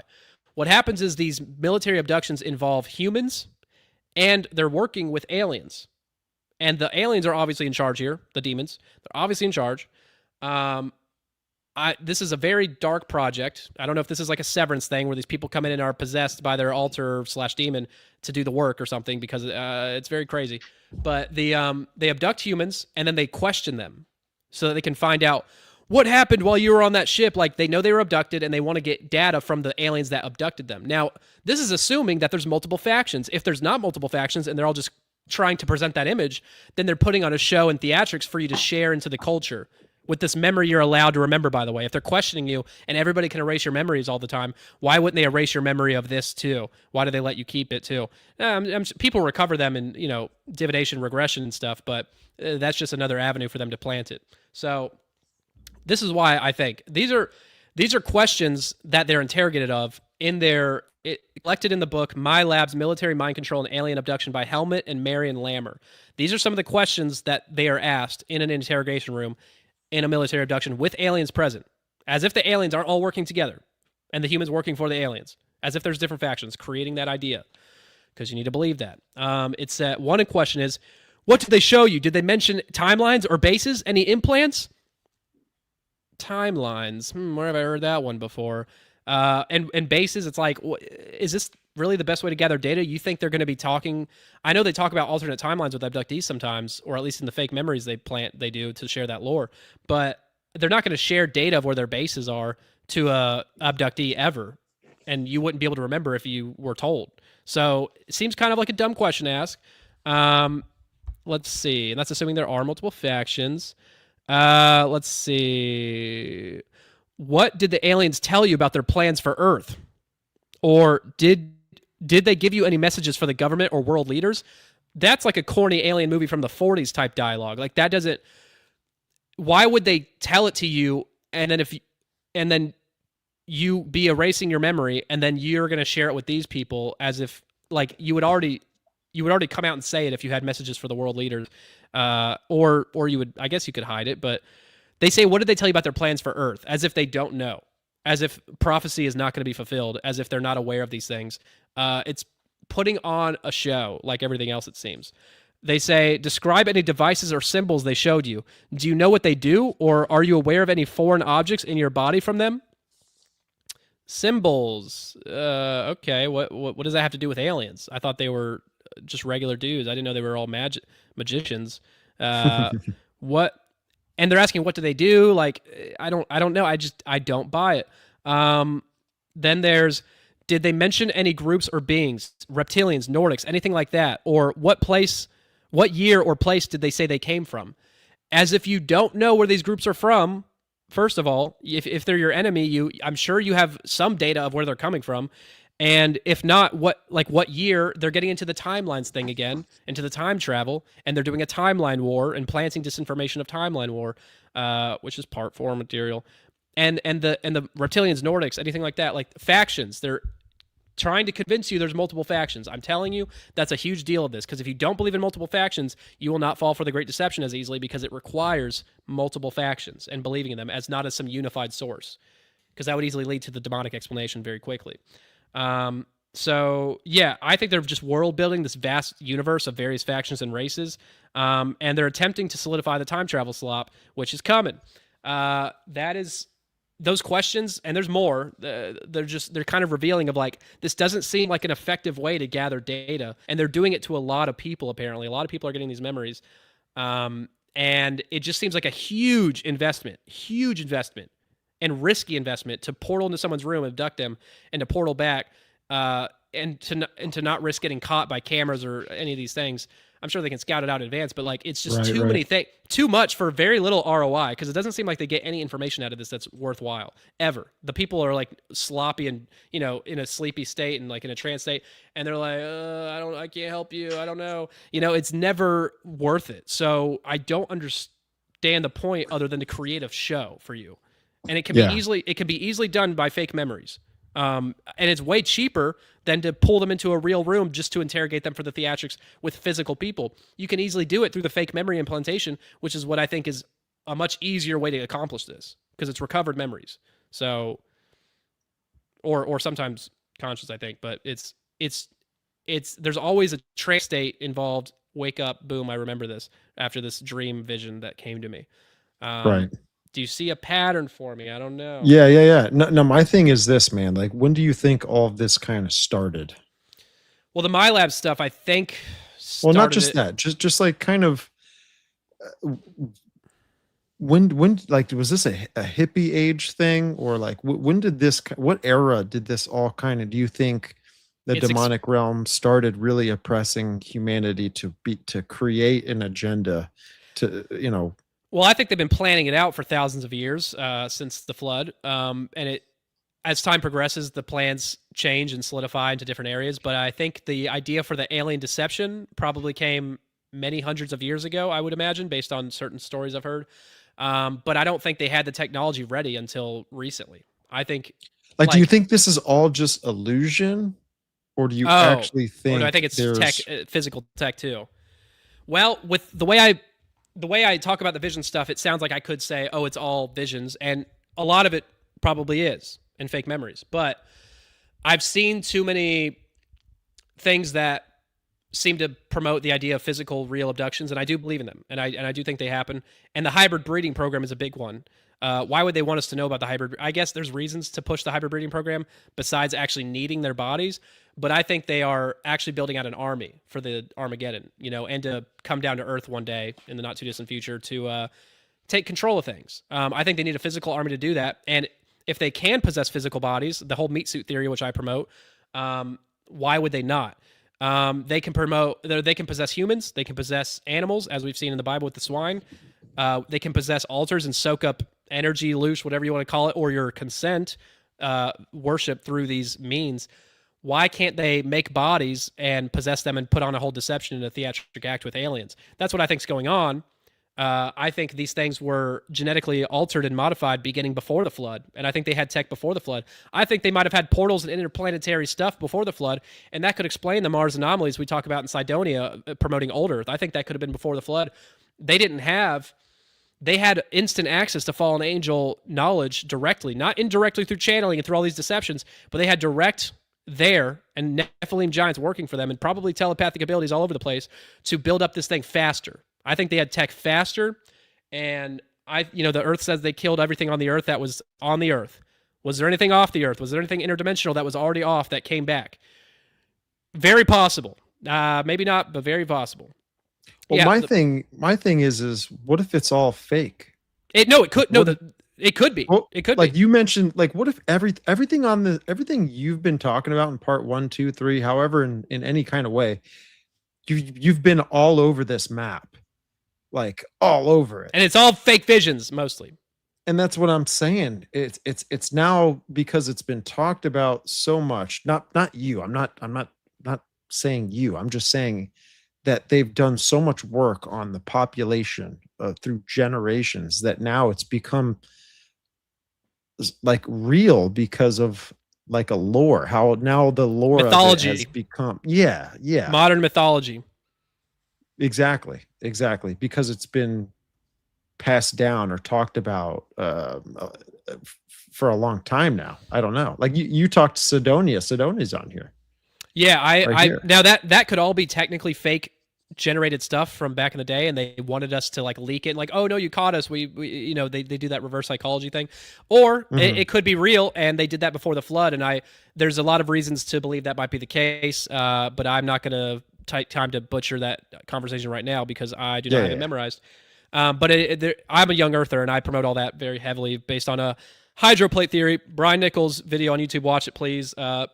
The best all-encompassing explanation. I'm loving. No, you do great, man. You do great with your work, man. You know, because I'm really studying the New Age stuff right now, and this is all part of New Age. I'm giving you the blueprint for it. Yeah. It's definitely a part of it. You know, if not, it's the overlay material on top of this New Age world religion coming, and the world fornicating with it, man. I just but I think it's how do you think it's gonna deceive the church?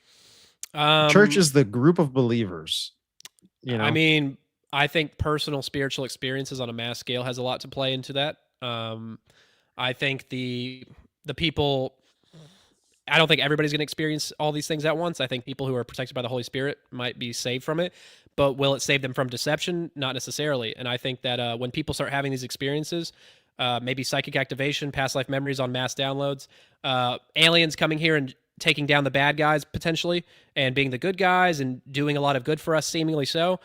It'll be like, dang, this is like all in my face, and the Bible's just an old book, but this is like right in my face, and this all kind of has a cohesive story that kind of feels not that bad, and everybody seems to love it. And I want to fit in with everybody more than I want to, please God. I'd rather please men. I think a lot of Christians, call themselves Christians, but it's an empty title for a lot of people. They just roll with the motions, go to church. Maybe it doesn't mean they're deep into it. Most people aren't. So I think it'll deceive the masses of people who call themselves Christians, not so much the deep prayer fervent believers who are active, and maybe some of them too, but I think it's just going to be, there's a lot of people who call themselves one and they don't align with it in practice too much. Yeah, so I mean the biggest, and where it says that in the Bible is how that this deception is going to be so great that if it were possible to deceive the elect, it's Matthew 24:24, and it says, "For there shall arise false Christs and false prophets, and show great signs and wonders, and so much that if it were possible, they shall deceive the very elect." It's, what are these Christs? This isn't like a Christ consciousness dude around on the corner over here. Like this is something serious here. A Messiah. It's saying a false Messiah. Maybe a Palladian Jesus. Who knows? Well, that's what I'm thinking, because when you get into Alice Bailey's work, that who's the one that pretty much started the New Age movement, she talks about the externalization of the hierarchy, and that's where these invisible forces that have been manipulating mankind for good when they actually come on the scene. They actually take on flesh in some way. As in the days of That's Noah, trippy. man, it's gonna be very literal. That's that quote. Everybody remember, as in the days of Noah, very literal in many ways. And I think that there's a lot of like metaphysical, like our planet will be configured differently. I think we will all feel different. There might be some big shift with the solar flare coming that might do plasmify the earth or something in the way that was before the flood, which people talk about, which I'm going to butcher, but that talk about how everybody feels good. People are going to feel real good, and the deception is going to feel good and make you like trick you. Wow. And I think a lot of it's downloads of information and feelings and memories and all this stuff for context, and people are going to feel good, better than they've ever felt after feeling like crap for the government destroying their lives for so many years. I think that's a big part of it. They're going to feel liberated on their feelings. Going to feel liberated from the There you go. system.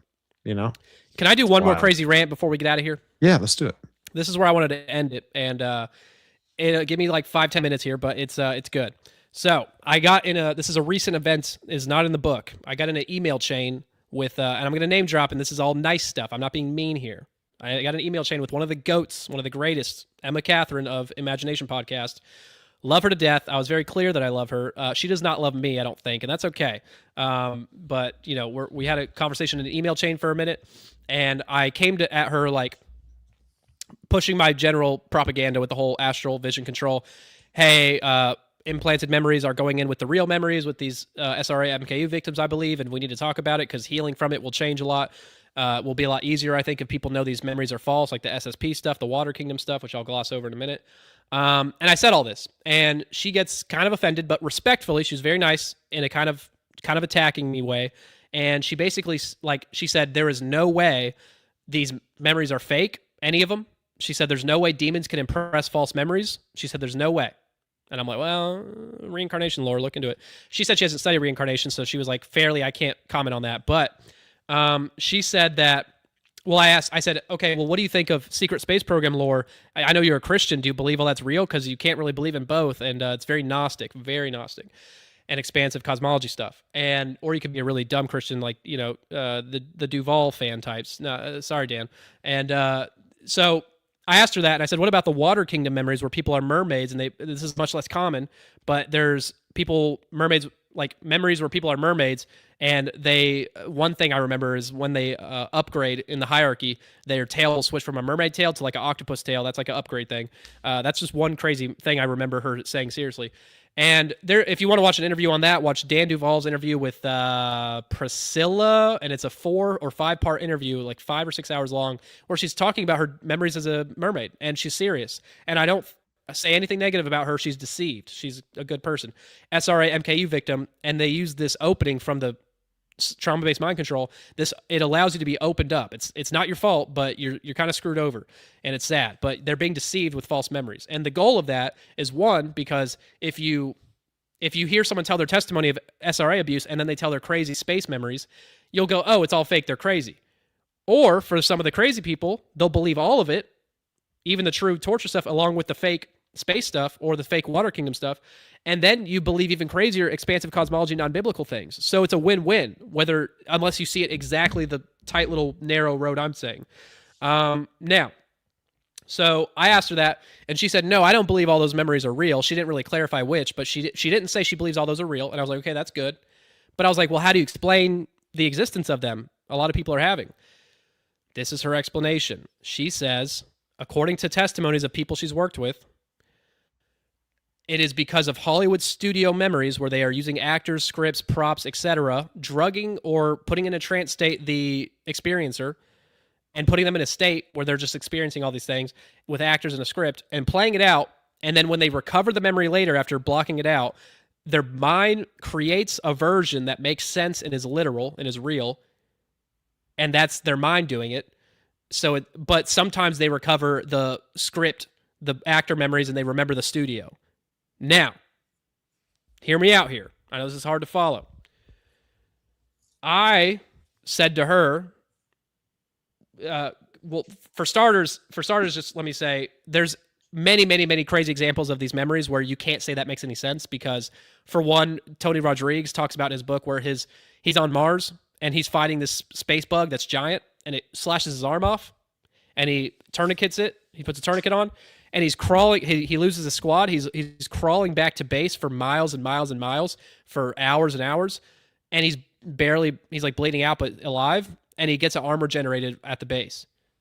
Now, that's one example of many that don't make any sense, because if you're just drugged up and experiencing actors come up to you and say things, you don't really have so much autonomy to do the crazy, very autonomous things going on in these realms, and attacks and fights and love making even that they do. Like to justify all of it, you have to say that this is incredibly elaborate, high budget stuff going on here. Now, I'm not saying nobody does any of this sort of similar Hollywood studio fake memory implantation thing. Maybe it happens in some degree, but does it explain all of these? Absolutely no way. The mermaid stuff alone, the underwater stuff alone, doesn't make any sense. Now, I said to her all of what I just said to you, basically in a more formatted way, and I also said, here's an example of what I'm talking about. I talked about this in episode 1. I don't know if I shared the whole thing, but do you remember I talked about Vicky Joy Anderson's fabricated room sleep paralysis encounter? Things out of order, right? Yeah. Well, her whole thing is, which I agree with, is that when you're getting sleep paralysis and you see a shadow person and you're feeling suffocated, you are not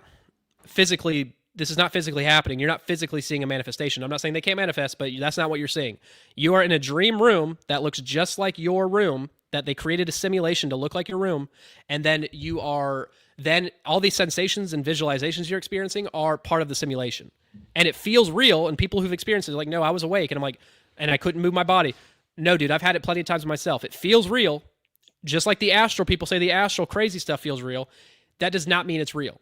Okay? So that's for starters. And we know this because so many things are out of place in the room over many, many experiences and talking to other people. They say windows are out of place, objects are in the room that are not supposed to be there, vice versa. Colors are different. So many times that there has to be a discrepancy there. So episode 1 has more details on that. I don't know if I followed up with this part, but this is the second layer here.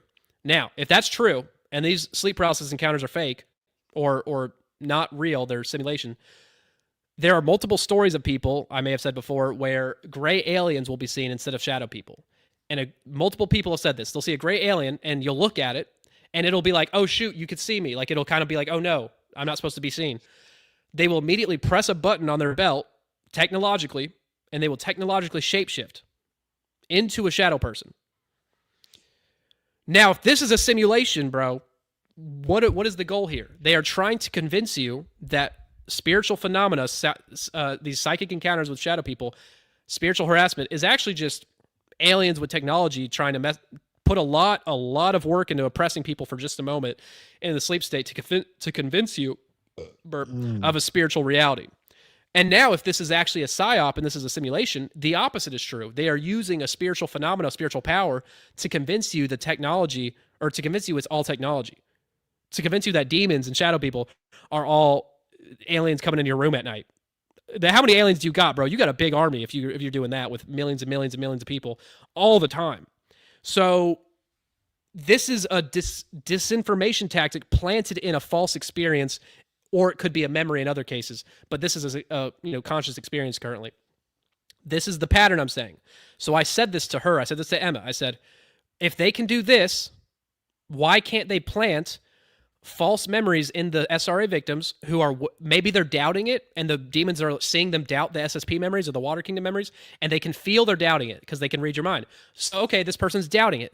Let's do some damage control. Let's put a memory in them of this person waking up in a drug state in a studio with actors and script and props doing the SSP stuff, and then when they recover that memory, they'll tell Emma Catherine, and they'll say, this is actually what's happening. I figured it out. My mind just created the story itself. That's a kind of genius disinformation tactic planted in a false memory, in my opinion, is what's going on. And I asked her, I said, do you have any whistleblowers part of these programs who are not the victims, but doing the acting, doing the script, doing the props? Do you have any whistleblowers for this? What has to be a huge operation? What has to be? And to also explain reincarnation memories on all these 2 to 4 year olds, by the way, which is the same thing it would have to be doing. How are these parents losing their kids so easily? I don't know. Now, I said this to her, and I said, gosh, where was I? I just had it.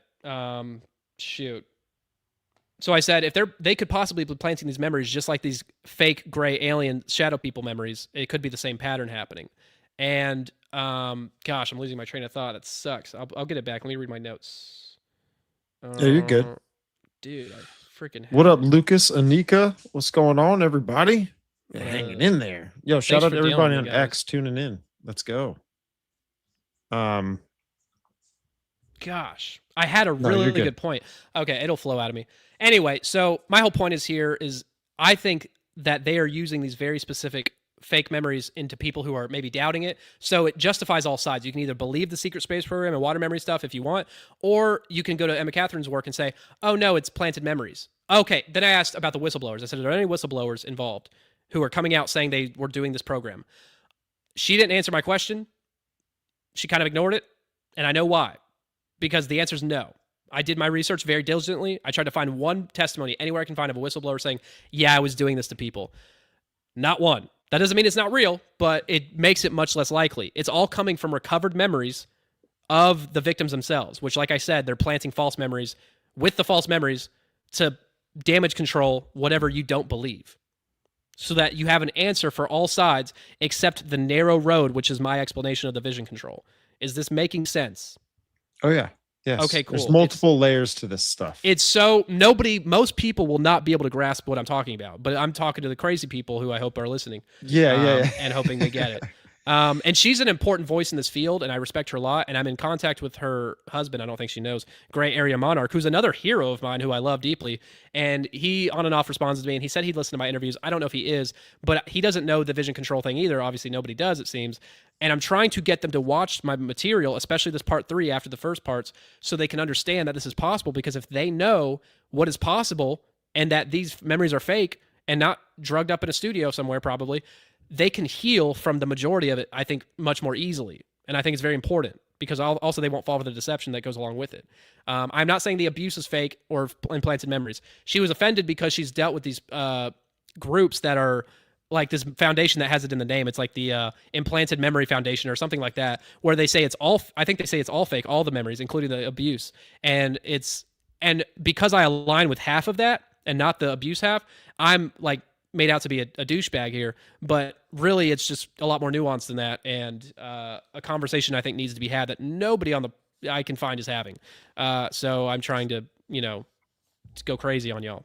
No, I hear you, man. It's good. I like how you're working through it, though. You're kind of working through it from the experience, like forward instead of going from like the other side. Yeah, it's making me sweat. I get worked up. I think I'm sweaty and smelly. Well, the demons aren't liking I'm getting this out there. They're attacking me with sweat glands right now. It's annoying. It's funny, man. It's the best you got.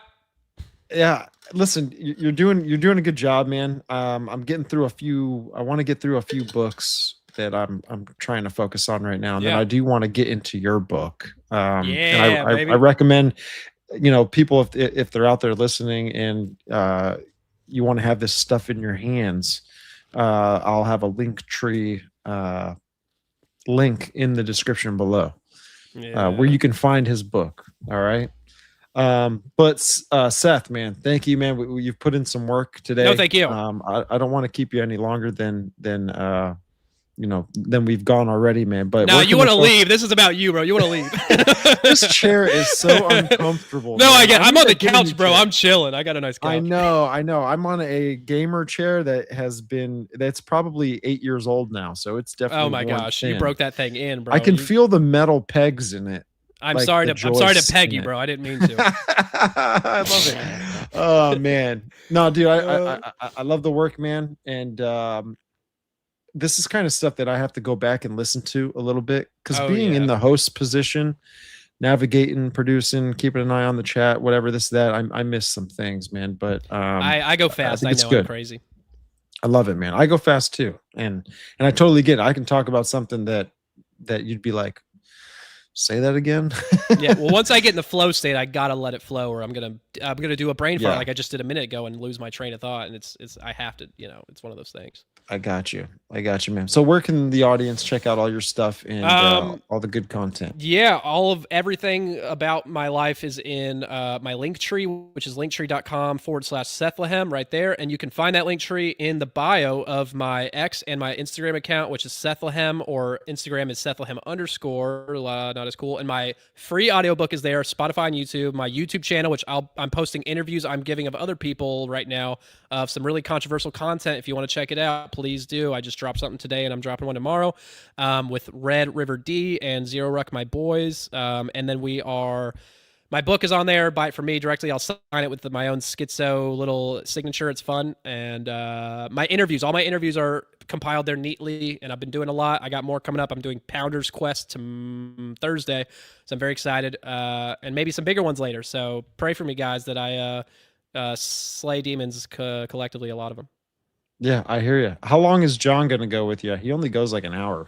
Dude, I'm gonna try. I'm gonna have to totally manipulate him into giving me more time, because he said an hour. Well, the thing said an hour, and I'm like, I've seen him go an hour and a half or hour 50. I'm gonna try to blow his mind. That's a long time for John. No, I've seen like one or two where he went like hour 30 or something, and I was like, maybe I can get him. My stuff is cool though. I feel like he'll be into it. So I hope I need to finish my part 1 presentation with him, so he has me on for more. I don't want to do part 1 in separate parts, because it's kind of gay, man. It comes together so nicely in one sitting. And I got part 4 I'm working on. So whenever you're ready to deal with, my dumbass again, I got time travel debunk coming, guys, any day now. All right, cool, man. Well, I appreciate you, folks. Thank you for tuning in. Shout out to Dunt. We got Kyle in the chat. We got Barker. What's up, everybody? What's Nika, up, Barker? Hey, thank you, everybody. Appreciate y'all for tuning in. Lucas, good to see you, brother. But yeah, I'm gonna get Jason. Good to see you too. Listen, I'm gonna get my butt off this chair. Yeah, please. It hurts. It hurts. I didn't mean to hurt you, baby. I have a standing desk. I should just use it. Look, this thing like lifts up. That's so funny, bro. Yeah, this thing is awesome. That's cool. Listen, actually, I got some stuff I'm cooking up over here, dude. This man's cooking. Let him go. Yeah, we got hydraulics over here on the roof. But no, thank you, brother. I got love for you. Oh, thank you. I love you too. Hey, when I get my house in the next week, I'm working on building a studio there, so I'll get you to come over in person. Oh yeah, cool. Baby, yeah. No, part 4, maybe. No, that'd be sick. Actually, I'm down. And it'll be up in the you know where Lake George is area? I don't know nothing about nothing, bro. Geographically, you don't know nothing about. Nothing, I know you're in. I know for 3 hours talking about something that I have no idea about. I love it. Yeah, it's, I was concentrating. It's on the way. Knowledge. So when you go from where you're from and you cut across the state, it's probably like 45 minutes. How far is it from the Lady Lake boys? The guys are. Oh, really? Okay. Oh, yeah, because I'm in Jacksonville. It's a faster drive for you. It's okay, sick. I don't really mind. I got the time. Yeah. It'll be cool, man. All right. Well, thank you everybody for tuning in. All right. If you want to support the show, be sure to head on over to patreon.com/the biblical hitman and come support the YouTube channel. Hit the subscribe button, like the show, share it with your friends, drop a comment about your experiences and also about what you think about this episode, and come over to the audio platforms, Apple Podcasts, Spreaker, and Spotify, wherever you can consume all your audio content. That's where the show is. I appreciate everyone for tuning in this stream, and I love y'all. God bless you. See you next time. Bye.